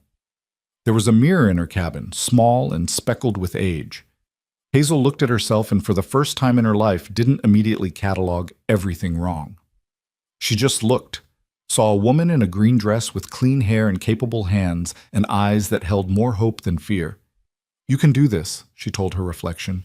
You've survived worse than a dance. The knock came at sunset. Rowan stood on her small porch, dressed in clothes she'd never seen him wear. A proper suit, dark and well cut, that made him look less like a rancher and more like someone who'd walked out of a photograph. His hair was combed back, his jaw was freshly shaved, but his eyes were the same, that pale, intense blue that saw through everything false. He looked at her for a long moment without speaking. Then he said, voice rough, "You're beautiful. The dress is beautiful. You chose well. Hazel." He waited until she met his eyes. "I chose the dress because I thought the color would suit you, but what's beautiful is you wearing it, you understanding that you deserve beautiful things." She didn't trust herself to speak, so she just nodded. He offered his arm, and she took it, feeling the solid strength of him beneath the fabric of his suit. The ride to Clearmont took 30 minutes. Rowan had hitched up a buggy rather than making them ride horseback, and they traveled through landscape that was finally shaking off winter's grip. Green pushed through brown. Wildflowers dotted the hills. Birds sang their territorial claims. The world was remembering how to live, and Hazel felt like she was remembering too. "You're quiet," Rowan observed. "Nervous." "Me too." She glanced at him, surprised. "You? Why would you be nervous?" "Because I'm about to take the most important person in my life into a room full of people who might hurt her," he said bluntly. "And if anyone says something cruel, I'm going to have to choose between defending your honor and not getting arrested for assault." Despite everything, Hazel laughed. "Please don't get arrested. I need you to run the ranch." "I'll try to restrain myself, but I'm making no promises." They arrived just as full dark was falling. The community hall was lit up like a beacon, music already spilling out into the spring night. Buggies and horses crowded the space outside. People moved in clusters, dressed in their finest, laughing and talking with the relief of those who'd survived another winter. Rowan helped Hazel down from the buggy, his hand steady at her elbow. "Ready?" "No, but let's go anyway." They walked toward the hall together, and Hazel felt every eye turn toward them. Felt the moment of recognition. That's Rowan Cade, successful rancher, and that's... Wait, is that the Boone girl? The fat one? What is she doing with him? Felt the whispers start like wind through grass. Rowan's hand tightened slightly on her arm. Not possessive, just present, reminding her he was there. They stepped through the door into warmth and noise and light. The hall was decorated with spring flowers and ribbon. A band played on a small stage, fiddle, guitar, someone on a makeshift drum. The dance floor was already crowded with couples, and tables around the perimeter held punch bowls and plates of food that looked sad compared to what Hazel made daily. The whispers got louder. People stopped mid-conversation to stare. Mrs. Granger from the general store actually put her hand to her chest in shock. A group of young women near the punch table erupted in barely suppressed giggles. Hazel felt her face burn, felt her body try to fold in on itself. This was a mistake. She should have known. She should have... "Dance with me," Rowan said, his voice cutting through her panic. "Right now, before you talk yourself into leaving." "Rowan, everyone's staring. Let them stare. Let them see that I choose you, that you're worth choosing." He led her onto the dance floor, taking her hand, placing his other hand at her waist, exactly like he had in the kitchen. "Eyes on me, Hazel. Not them. Me." She looked up at him, and his face was serious, focused entirely on her. The music shifted to something slower, more deliberate, and they began to dance. Hazel stumbled once, twice, hyper-aware of how many people were watching. But Rowan's hands were steady, his movement confident, and gradually her body remembered the steps they'd practiced. Gradually, the rest of the room faded until it was just the two of them, moving together in a space they'd carved out of judgment and fear. "You're doing fine," Rowan murmured. "Better than fine. I can feel them staring. Then they're seeing what I see. Someone brave enough to walk into a room that's hurt her before. Someone strong enough to dance anyway." They made it through one full dance, then another. Other couples joined them on the floor, and the intense focus on Hazel diffused slightly. She began to breathe easier, began to feel her shoulders drop from around her ears. Then she heard it. A voice, female and deliberately loud enough to carry. "Well, I suppose if you can't find a real woman, you settle for whatever's available, even if you need a wagon to transport her." Laughter followed. Cruel, sharp laughter that Hazel knew too well. She stopped dancing, looked toward the voice. It was Millicent Patterson, daughter of the bank owner, 22, and pretty in the way that required no effort or character. She stood with two friends, all of them looking at Hazel with expressions of amused contempt. "Ignore them," Rowan said, his voice tight with controlled anger. But Hazel couldn't.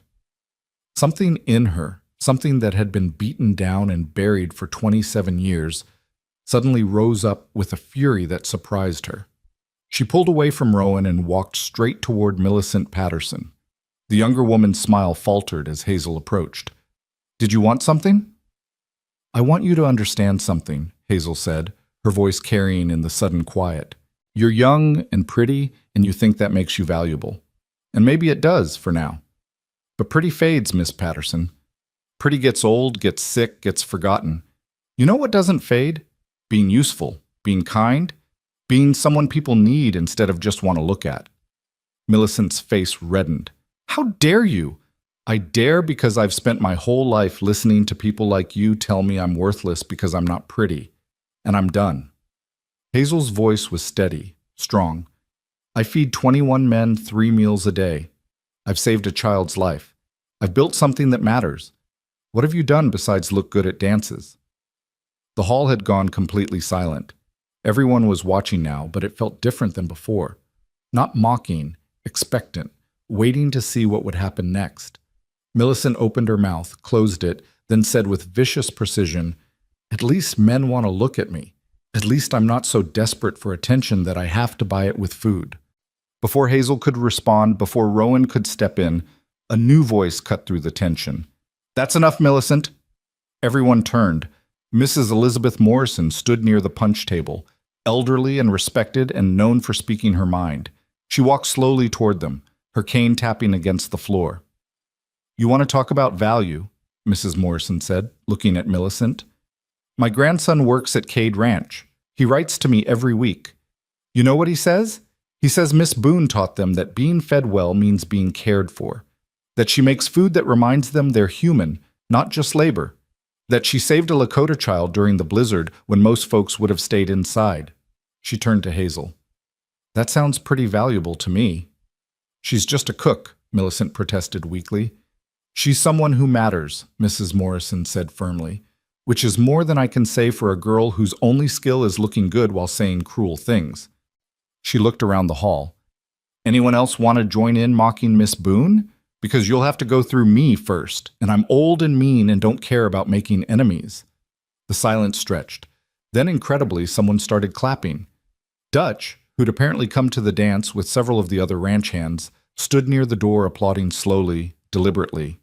Quinn joined him. Then Samuel, then Porter and Thompson, and half a dozen others. The applause spread.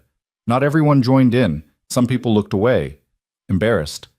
Others still whispered, but enough people clapped that the sound filled the hall, and Millicent Patterson's face went from red to white to red again before she turned and fled, her friends scurrying after her. Mrs. Morrison touched Hazel's arm. "You hold your head up, girl. You've earned it." Then she walked away, and Hazel stood in the middle of the dance floor, shaking with adrenaline and something that might have been triumph. Rowan was beside her in an instant. That was incredible. That was terrifying. "Same thing sometimes," he smiled. "Want to get out of here? I think we've provided enough entertainment for one night." "Yes, please." They left the hall together, walking out into cool night air that felt like freedom. Behind them, the music resumed, the dance continuing without them. They climbed into the buggy, and Rowan took the reins, but he didn't immediately urge the horses forward. "Hazel," he said quietly, "what you did in there, standing up for yourself, that took more courage than anything I've ever seen. I was just tired of being quiet, tired of accepting cruelty like it was my due." "You should never accept it. You should never have had to." He turned to face her, his expression serious in the moonlight. "I meant what I said before, about falling for you. But I need you to know I'm all the way fallen now. I love you, Hazel Boone. I love your strength and your stubbornness and the way you make bacon fat taste like salvation.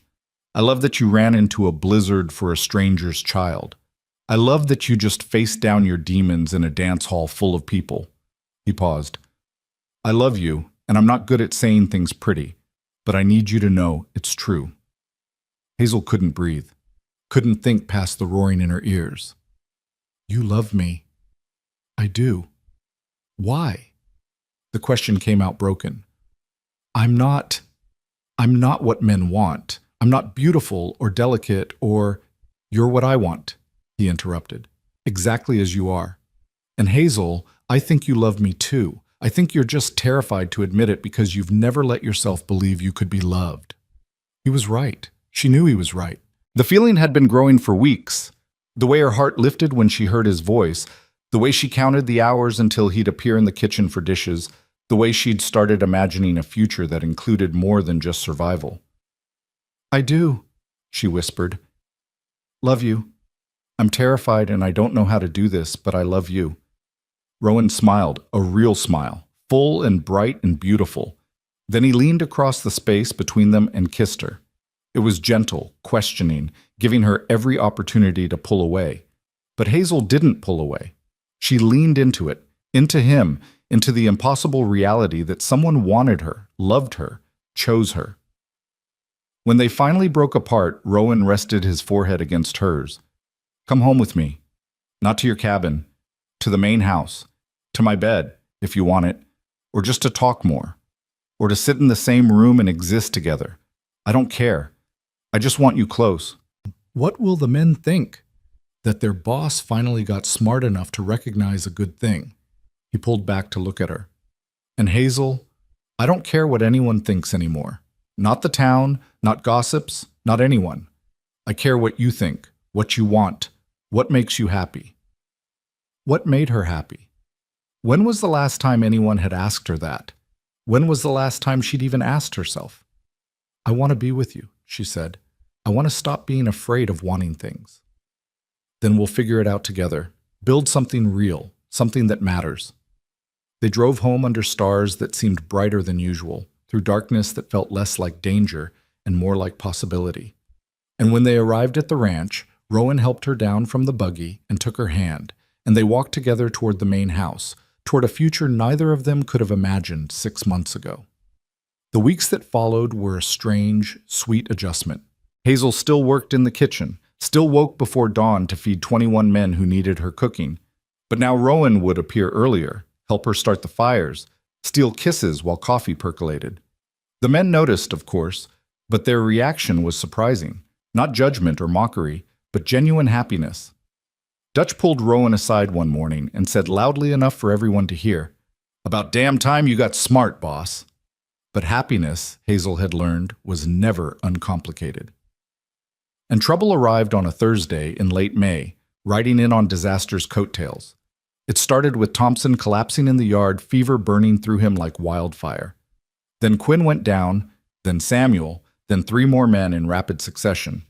Within 2 days, half the ranch hands were bedridden with something that turned their skin gray and their breathing ragged. "It's the same sickness that hit the Patterson ranch," the doctor from town said, his face grim. He was old, tired, and clearly overwhelmed. "Some kind of fever, spreads fast, hits hard. You need to isolate the sick ones, keep them hydrated, try to get the fever down. Beyond that," he shrugged helplessly, "I've got 4 other ranches with the same problem. Can't stay. Do what you can." Then he left, and Hazel stared at 10 men who were depending on her for more than just food. Rowan found her standing in the doorway of the bunkhouse where they'd moved the sick men. "What do you need?" His question was simple, direct. "Herbs. Willow bark for the fever, if you can find it. Honey, more blankets. Time I don't have." She looked at him. "I can't feed everyone and nurse 10 men back to health. It's not possible." "Then I'll feed them. You focus on keeping these men alive." "You can't cook." "I can open cans and boil water. It won't be good, but it'll keep them from starving." He touched her face gently. "Save them, Hazel. I'll handle everything else." She wanted to argue, wanted to insist she could do both, but she knew her limits. "All right, but if anyone complains about the food, they can cook it themselves," he finished. "Now go. Show them what you're made of." Hazel worked for 4 days straight with almost no sleep. She boiled herbs into tea that smelled terrible but brought fevers down. She made broth and coaxed it into men too weak to feed themselves. She changed sweat-soaked sheets and bathed burning foreheads and talked constantly, to keep the sick men tethered to consciousness, to keep herself from collapsing, to remind them all that survival was possible if they just held on.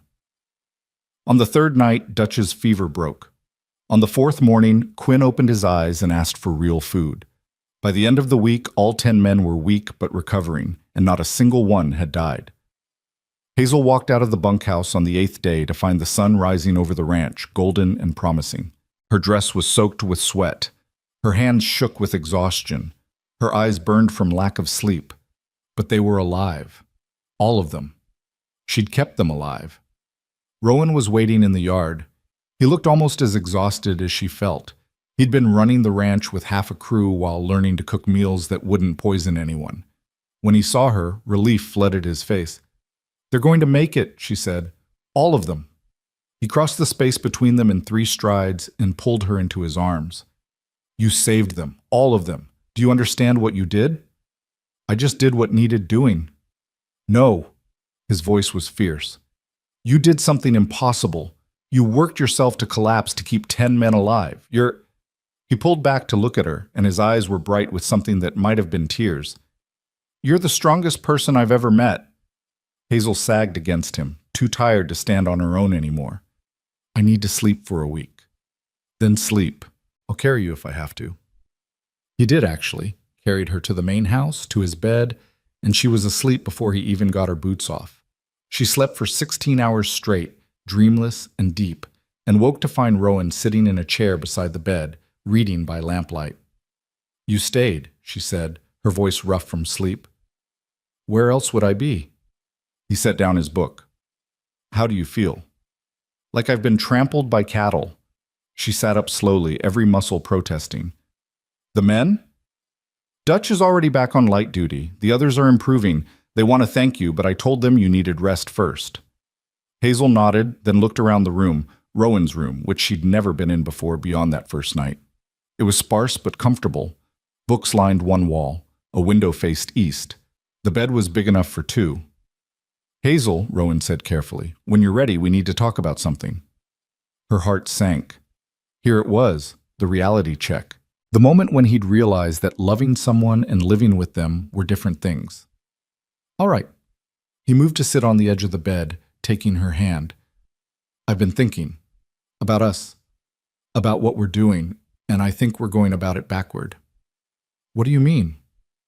I mean, you're living in the cabin, working in the kitchen, and we're stealing moments between responsibilities like we're doing something wrong. He met her eyes. I don't want to steal moments anymore. I want to build a life, with you, properly. Hazel's breath caught. Rowan, marry me. The words came out rushed, nervous. I know it's fast. I know you probably need time to think about it, but I've never been more sure of anything. You're my home, Hazel. You're what makes every day worth living. And I want to wake up next to you every morning and fall asleep beside you every night and build something together that's more than just surviving. She stared at him, unable to process what he was asking. Marriage. He was asking her to marry him. The fat girl by the river. The woman who'd resigned herself to a life alone. You could do better, she whispered. You could find someone. There is no better than you, he interrupted. There's no one I want more. No one I trust more. No one I love more. His hand tightened on hers. But I need you to want it too. Need you to believe you deserve it. So I'm asking, and I'll keep asking until you're ready to say yes. But Hazel, will you marry me? She looked at this man who'd given her work, purpose, safety, love, who'd defended her in front of his ex-wife and the whole territory, who'd washed dishes beside her every night and learned to cook terrible food so she could save 10 men's lives, who saw her strength when she couldn't see it herself. Yes, she said, and her voice was steady, sure. Yes, I'll marry you. His smile could have lit the whole territory. He pulled her close and kissed her, deeper this time, more certain, promising things that made her heart race. When they finally broke apart, he was laughing. What's funny? She asked. I'm marrying the keeper. The men are going to lose their minds. They're going to worry you'll steal me away from the kitchen. Never. That kitchen's yours. This ranch is yours. Everything I have is yours. He grew serious. And Hazel, I know this is fast. I know we've got things to figure out, but we'll figure them out together. Build something that matters, something real. Something that feeds more than just bodies, she said softly, remembering his mother's words about hope. Exactly. He kissed her forehead. Now rest. You've earned it. And when you wake up, we'll tell everyone and start planning our future. Hazel lay back down, but this time Rowan lay beside her, fully clothed, just holding her. She fell asleep to the sound of his heartbeat, steady and sure, and dreamed of a future where she was chosen every single day. The news spread through the ranch like spring water finding its course. Inevitable, natural, right. Dutch heard first because he was back on his feet and happened to be in the yard when Rowan and Hazel emerged from the main house together, hands intertwined, faces showing everything they'd stopped trying to hide. The old cowboy took one look at them, broke into a grin that split his weathered face, and hollered loud enough to wake the cattle. The boss finally got smart. We're getting the keeper permanent. Men poured out of the bunkhouse, some still moving slow from illness, but all of them grinning like fools. Quinn let out a whoop that echoed off the mountains. Samuel, who never showed emotion, actually smiled. Thompson pulled out a harmonica from somewhere and started playing a tune that might have been a wedding march if he'd known how to play better. You're all idiots, Rowan said, but he was smiling too, his arm around Hazel's waist like he was afraid she might disappear if he let go. When's the wedding? Porter called out. Because we need to know how long we've got to clean ourselves up. Some of us take longer than others. He elbowed Quinn, who protested loudly. Hazel found her voice, though it shook slightly. We haven't decided yet. Soon, probably. Nothing fancy. The hell it won't be fancy, Dutch declared. You saved 10 men's lives last week. You've been feeding us like kings for 6 months. You're getting a proper wedding if we have to build a cathedral ourselves. I don't need a cathedral, Hazel protested. I just need— You need to be celebrated, Rowan interrupted quietly. You need to be honored the way you deserve. And these men want to do it, so let them. She looked around at the faces watching her, these rough, hard men who'd become family. They were looking at her with genuine affection, with protective pride, with the fierce loyalty of people who'd been cared for and wanted to care back. Her throat tightened dangerously. All right, she said softly, but nothing too elaborate. I'm not that kind of woman. You're every kind of woman worth having, Dutch said firmly. Now let's plan a wedding that proves it.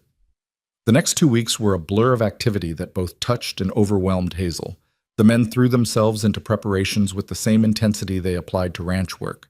Dutch and Samuel built an arbor from fresh-cut cottonwood, decorating it with early summer wildflowers they rode miles to collect.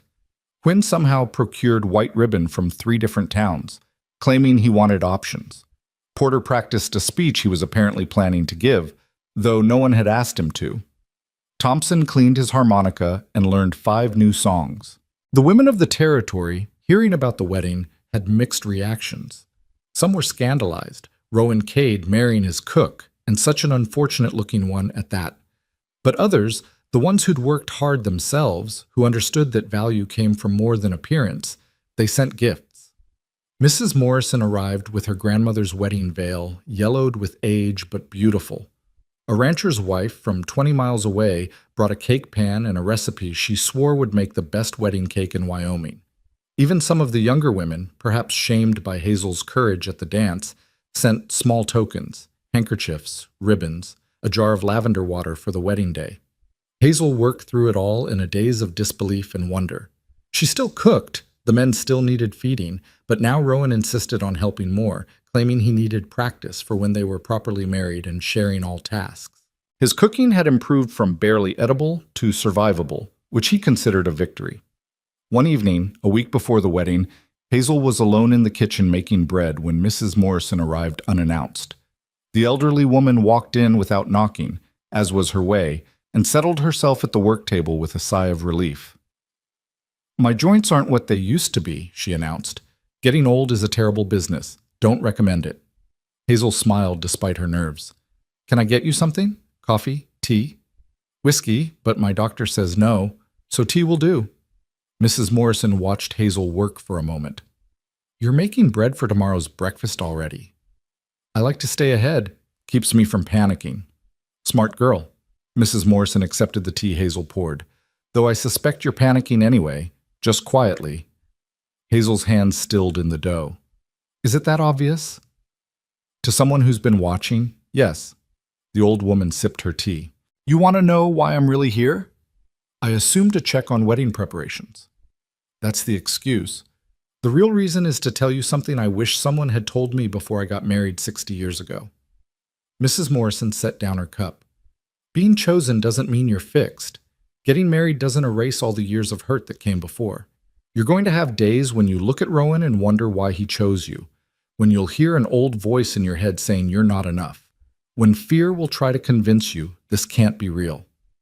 Hazel's throat tightened. "How did you know?" "Because I felt it too. Different reasons. I was poor, he was from a good family, but the doubt was the same." Mrs. Morrison leaned forward. "Here's what I learned. Love isn't about being perfect enough to deserve it. Love is about being brave enough to accept it anyway. About waking up every day and choosing to believe that maybe, just maybe, you're worth what someone else sees in you. What if I can't? What if I wake up one day and can't believe it anymore?" Then you tell Rowan. You let him remind you.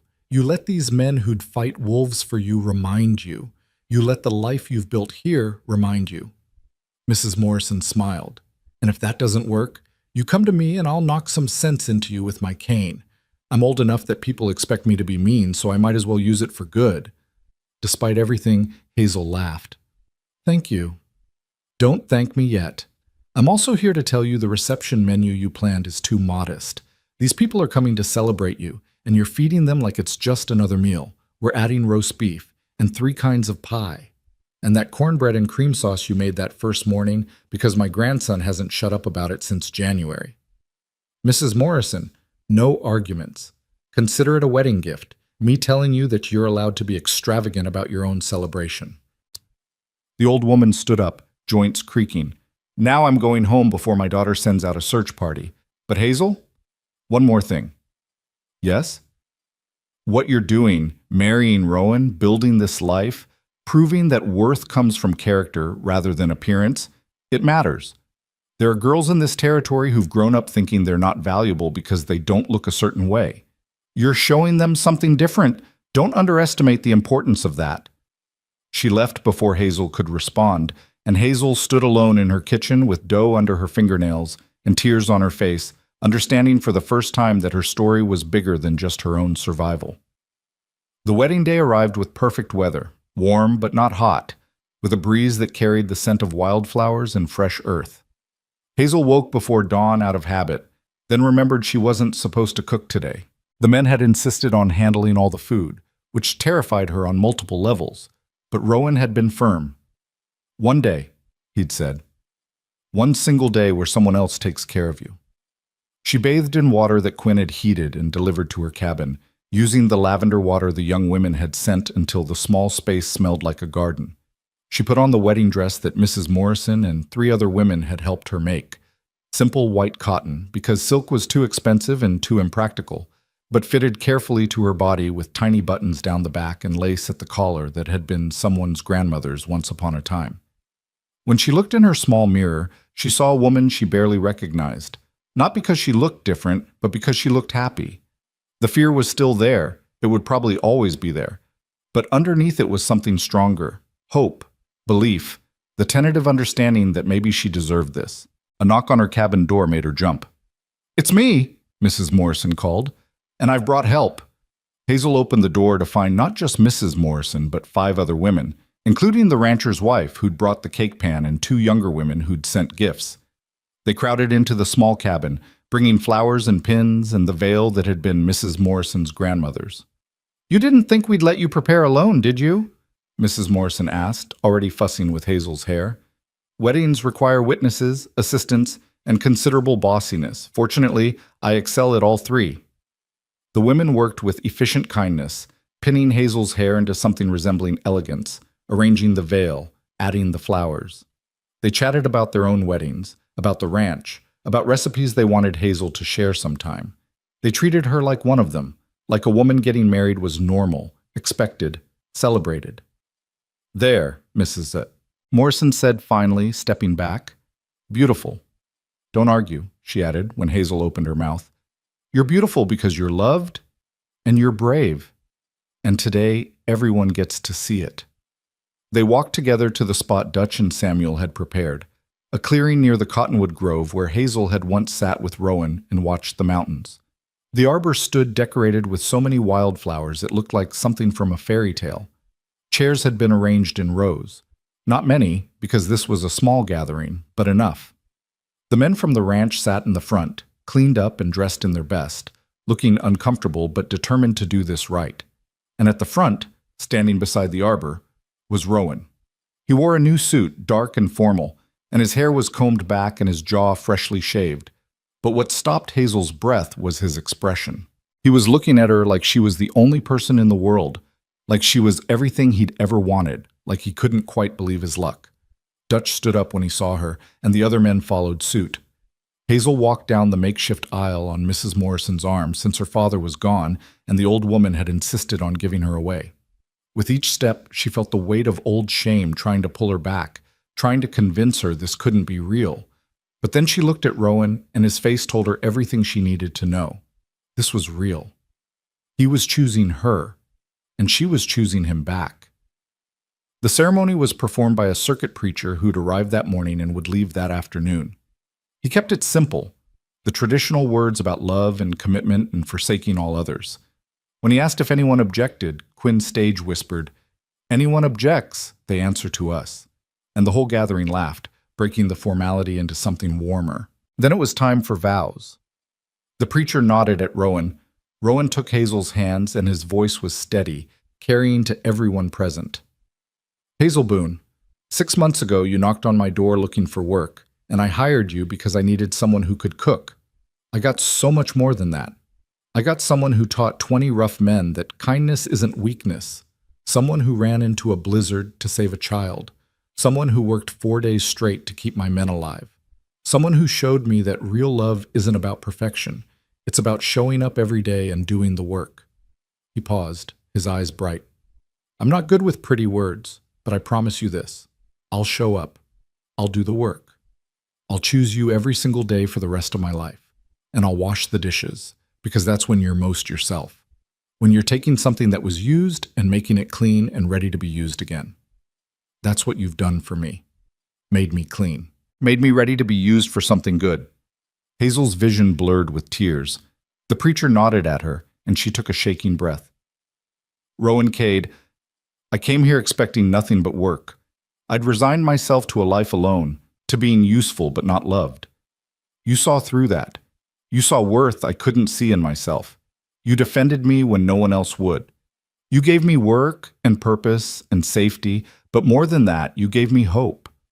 Her voice cracked. I don't have pretty words either, but I promise you this. I'll feed you. I'll feed this ranch. I'll feed every dream we build together with the same care I put into every meal I've ever made. Because feeding someone is how I show love, and I love you more than I knew it was possible to love anyone. The preacher smiled. By the power vested in me by the territory of Wyoming and the grace of God, I pronounce you husband and wife.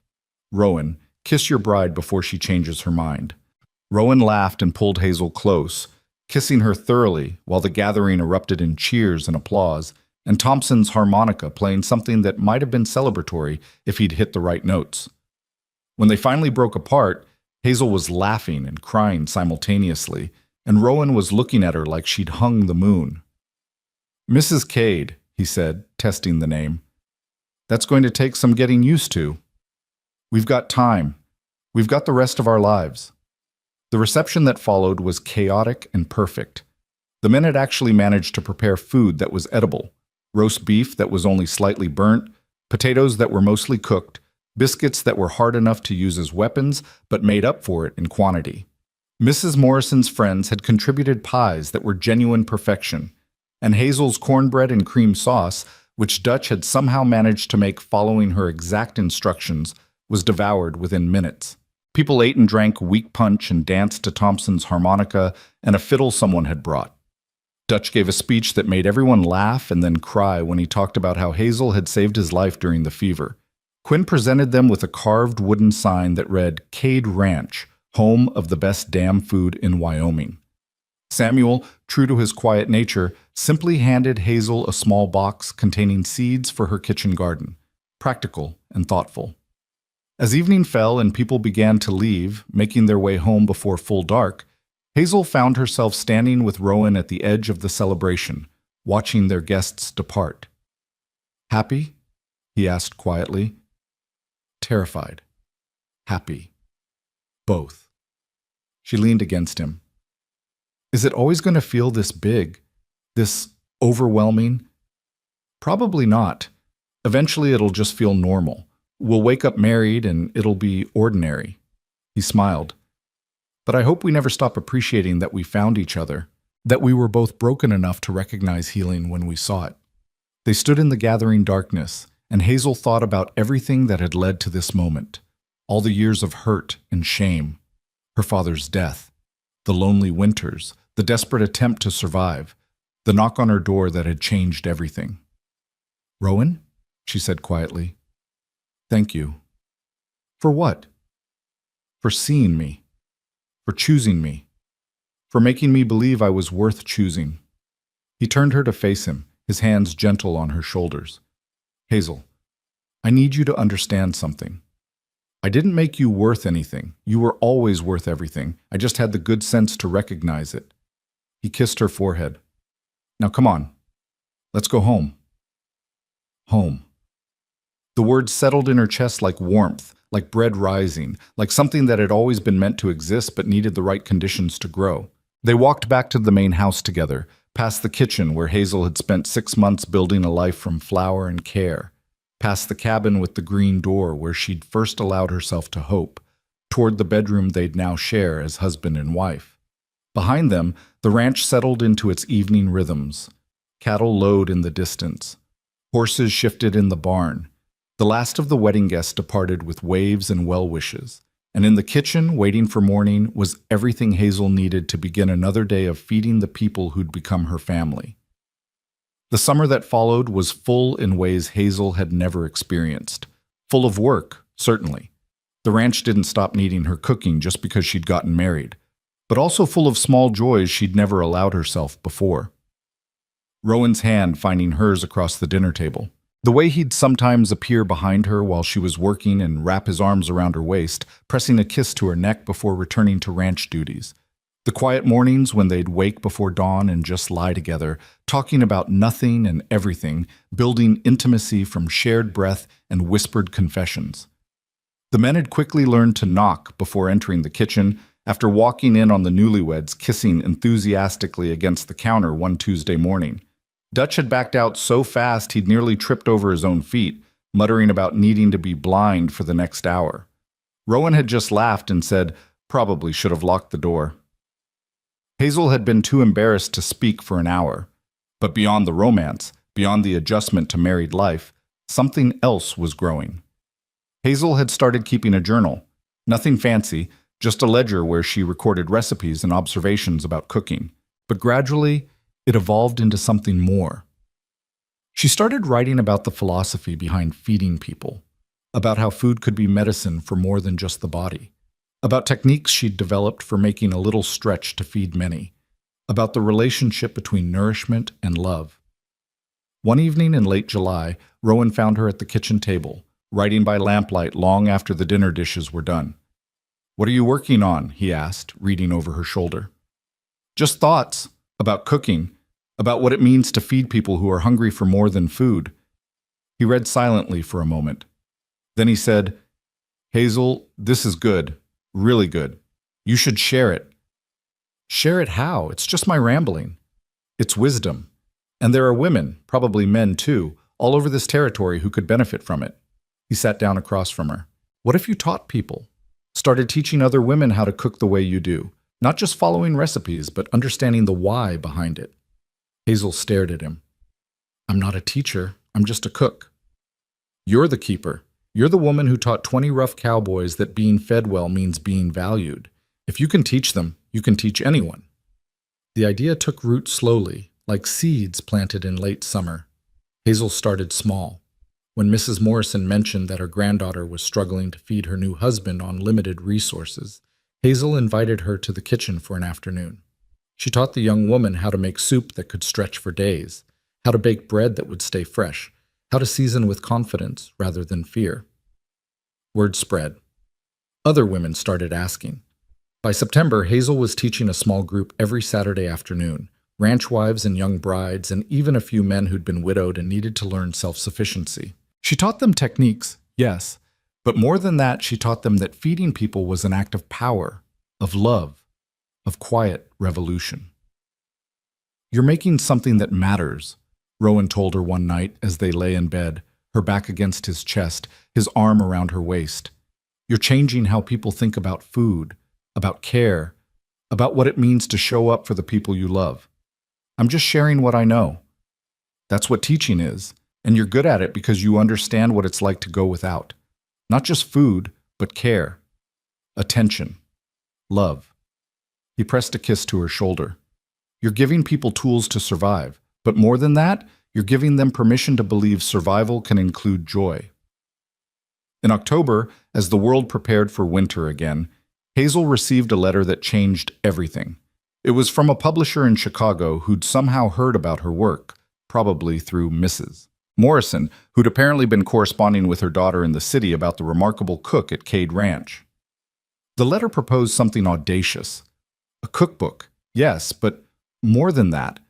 A book about the philosophy of feeding people, about survival and love and the quiet power of showing up every day to do the work. They wanted her wisdom, her recipes, her story. Hazel brought the letter to Rowan with shaking hands. "This can't be real. Publishers don't write to ranch cooks in Wyoming." He read it carefully, then looked at her with an expression of fierce pride.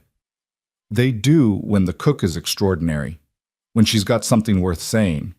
He handed back the letter. "What do you want to do?" "I don't know. Writing a book feels big, overwhelming. Everything worth doing is overwhelming at first, but you've done overwhelming things before.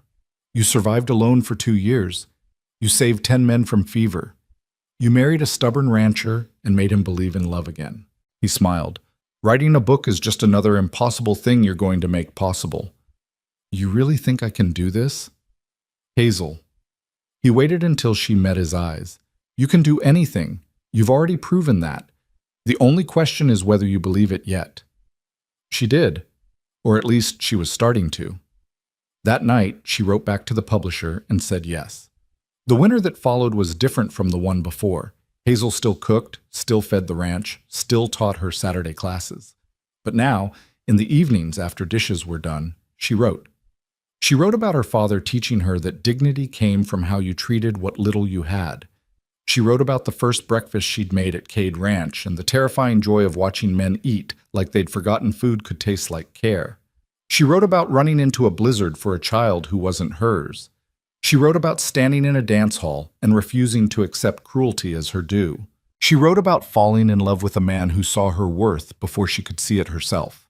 Rowan would sit with her while she worked, sometimes reading, sometimes just watching the fire, sometimes falling asleep in his chair, only to wake when she finally closed her journal and suggested they go to bed. He never complained about the time it took, never suggested her cooking was more important than her writing. He understood somehow that this book was her way of processing everything she'd survived and everything she'd become. Spring arrived again, as it always did, with the persistence of hope. The manuscript was finished, sent off to Chicago in a package that felt impossibly light for something that held her entire story. The publisher wrote back enthusiastic responses, talking about editing and printing and distribution. It felt unreal, like something happening to someone else. But then, on a Tuesday morning in April, exactly 1 year after Caroline had arrived and been sent away, a package arrived at the ranch. Inside were 5 copies of a book with Hazel's name on the cover. The Keeper's Kitchen, on Feeding, Love, and the Courage to Show Up, by Hazel Boone Cade. She stood in the yard holding one copy, staring at her name printed in real ink, and couldn't quite believe it was real. Rowan came out of the barn, saw what she was holding, and let out a whoop that brought every man running. "The book came!" Quinn shouted. "Let me see it!" They crowded around, these rough men who'd been fed and healed and taught that they mattered, and they looked at Hazel's book like it was made of gold. Dutch opened it carefully and started reading the dedication aloud. "For the men who taught me that feeding someone is how you show them they're worth keeping alive. For the women who are learning that their care is their power. For everyone who's ever felt too much, too little, too broken to deserve love. You are enough. You have always been enough. May you find someone who feeds your soul the way you've learned to feed others." The yard was quiet. Then Thompson pulled out his harmonica and played something that might have been triumphant, and everyone laughed, breaking the emotion into celebration. That evening, Hazel and Rowan sat together on the bench near the Cottonwood Grove, the same place they'd sat a year ago when he'd told her about Caroline, when he'd chosen substance over surface. The mountains were purple in the distance. The ranch was settling into its evening peace. In Hazel's lap was her book, real and solid and proof that impossible things were only impossible until someone did them. "How does it feel?" Rowan asked. "Being a published author? Surreal. Terrifying, like at any moment someone's going to realize they made a mistake." She paused. "But also right. Like this was what I was supposed to do all along and I just needed time to become brave enough to do it." "You were always brave. You just needed someone to point it out. And you needed someone to feed you properly." She smiled. "I think we saved each other. Best deal I ever made." He pulled her close, and they sat watching the sunset paint the sky in shades of gold and pink and purple. 6 months later, Hazel received another letter from the publisher. The book was selling beyond expectations. Women across the country were writing to say it had changed how they thought about cooking, about care, about their own worth. The publisher wanted to discuss a second book. This one focused specifically on teaching cooking techniques to women with limited resources. Hazel's Saturday classes had grown too large for the ranch kitchen. The men had built a separate building, half classroom, half kitchen, where she now taught groups of 15 or 20 women at a time. Some traveled for days to attend. They came from ranches and towns, wealthy and poor, young and old. They came because they'd heard about the fat girl who'd become the keeper, who'd married the rancher, who'd written a book that told them their care mattered. And Hazel taught them how to make bread rise and soup stretch and tough meat tender. But more than that, she taught them that showing up every day to feed the people you loved was a quiet form of revolution. that care was power, that being needed was a form of being valued. One Saturday in late autumn, a young woman stayed after class. She was maybe 18, heavy-set, with eyes that held the wariness of someone who'd been hurt for how she looked. She approached Hazel hesitantly. "Miss Hazel, Mrs. Cade, I just wanted to say, I read your book, and it made me cry. Because I'd never heard anyone say that being big didn't mean being worthless, that you could be loved anyway." Hazel's throat tightened. She remembered being that age, believing she'd never be chosen, never be wanted. "You're not loved anyway," she said gently. "You're loved because of everything you are. Your size is just one part of a whole person, and anyone who can't see past it isn't worth your time." But how do you believe that when everyone tells you different? You start by feeding yourself the way you'd feed someone you loved, with care, with attention, with the understanding that you deserve good things. Hazel paused. And then you find people who see your worth, maybe just one person at first. You let them reflect back to you what you can't see yet, and gradually you start to believe it. The young woman nodded, tears on her cheeks. "Thank you for showing me it's possible." After she left, Hazel stood in the empty classroom and thought about Mrs. Morrison saying that her story mattered, that girls needed to see someone like her succeed.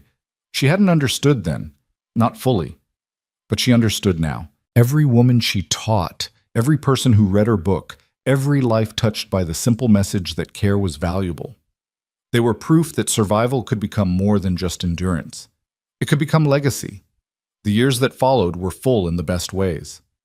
Hazel wrote her second book, then a third. The ranch thrived, known across the territory not just for quality cattle, but for the food served in its dining hall, so good that people would ride for miles just to eat there. Hazel and Rowan built an addition to the main house specifically so they could host people who came for the weekend cooking courses that had evolved from the Saturday classes. They never had children, whether by choice or circumstance, they never said. But they had something just as valuable. They had a ranch full of men who'd been taught that care mattered. They had students who carried Hazel's lessons back to their own kitchens and families. They had a legacy of books that taught people survival wasn't just about staying alive, but about finding reasons to want to keep living. Dutch grew old on the ranch, eventually retiring to a small cabin they built for him where he could sit on the porch and complain about young people while carving small wooden animals for visiting children. Quinn married a girl from Clearmont and had 4 daughters, all of whom learned to cook from Hazel.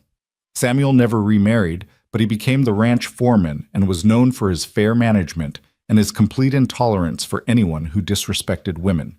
Thompson's daughter came to visit and ended up staying, reconciling with her father and learning to play harmonica well enough that she didn't make ears bleed. Mrs. Morrison lived to be 93, cantankerous and beloved to the end. She told anyone who'd listened that she'd known from the first moment that Hazel Boone would be someone special, conveniently forgetting that she'd needed convincing at the dance. When she died, she left Hazel her grandmother's wedding ring, the one that had been in the family for generations, with a note that said simply, "Pass it on to someone who understands that worth comes from courage." Joseph Standing Bear and his grandson Makwa visited every summer, bringing gifts and stories, and the reminder that kindness across differences mattered more than prejudice. Makwa grew into a young man who became a teacher himself, working to bridge the gap between the Lakota community and the white settlers who'd displaced them. He credited Hazel with showing him that there were white people who'd choose compassion over convenience, who'd risk their lives for strangers. And through it all, Hazel cooked. She fed the ranch hands who came and went, each generation learning from her. She fed the students who attended her classes. She fed Rowan, who never stopped washing dishes beside her in the evenings, who never stopped looking at her like she was the best thing that had ever happened to him. On their 20th anniversary, sitting together on their bench near the cottonwood grove, Rowan said, "Do you ever think about how different your life could have been if I hadn't knocked on your door that day?" Hazel considered this. "Sometimes. But then I think about how that version of me, alone in that cabin, slowly disappearing, she wasn't really living. She was just surviving, and survival's important, but it's not enough." "What is enough?" "This." She gestured at the ranch. at the life they'd built. Being seen, being chosen, having work that matters and people to share it with, knowing that I fed more than just bodies. I fed souls. I fed hope. She looked at him. Being loved by you, that's enough. That's everything. Rowan pulled her close, and they sat in the gathering darkness. Two people who'd found each other across all the ways they'd been broken and built something whole from the fragments. Years later, when Hazel was old and her hands were too arthritic to knead bread the way she once had, she would sit in her kitchen, the one that had been expanded 3 times to accommodate all the teaching and cooking and living that happened there, and watch younger women work. She'd give advice, share stories, and occasionally fall asleep in her chair by the fire, content in the knowledge that she'd done what she'd set out to do. She'd shown up. She'd done the work. She'd fed everyone who needed feeding, whether they needed food or hope or the simple understanding that they mattered. And on the wall above the massive stove, in a frame that had been there for decades, hung a small embroidered piece of fabric. Green cloth with careful stitching that read, "The Keeper of Home's Taste." It had been a gift from the men that first summer, and Hazel had kept it through everything that followed, through joy and sorrow, through success and struggle, through every moment of a life that had started with shame and transformed into purpose. Because that's what she'd become. Not just a cook, not just a wife, not just an author or teacher. She'd become the keeper of something more important than all of those things.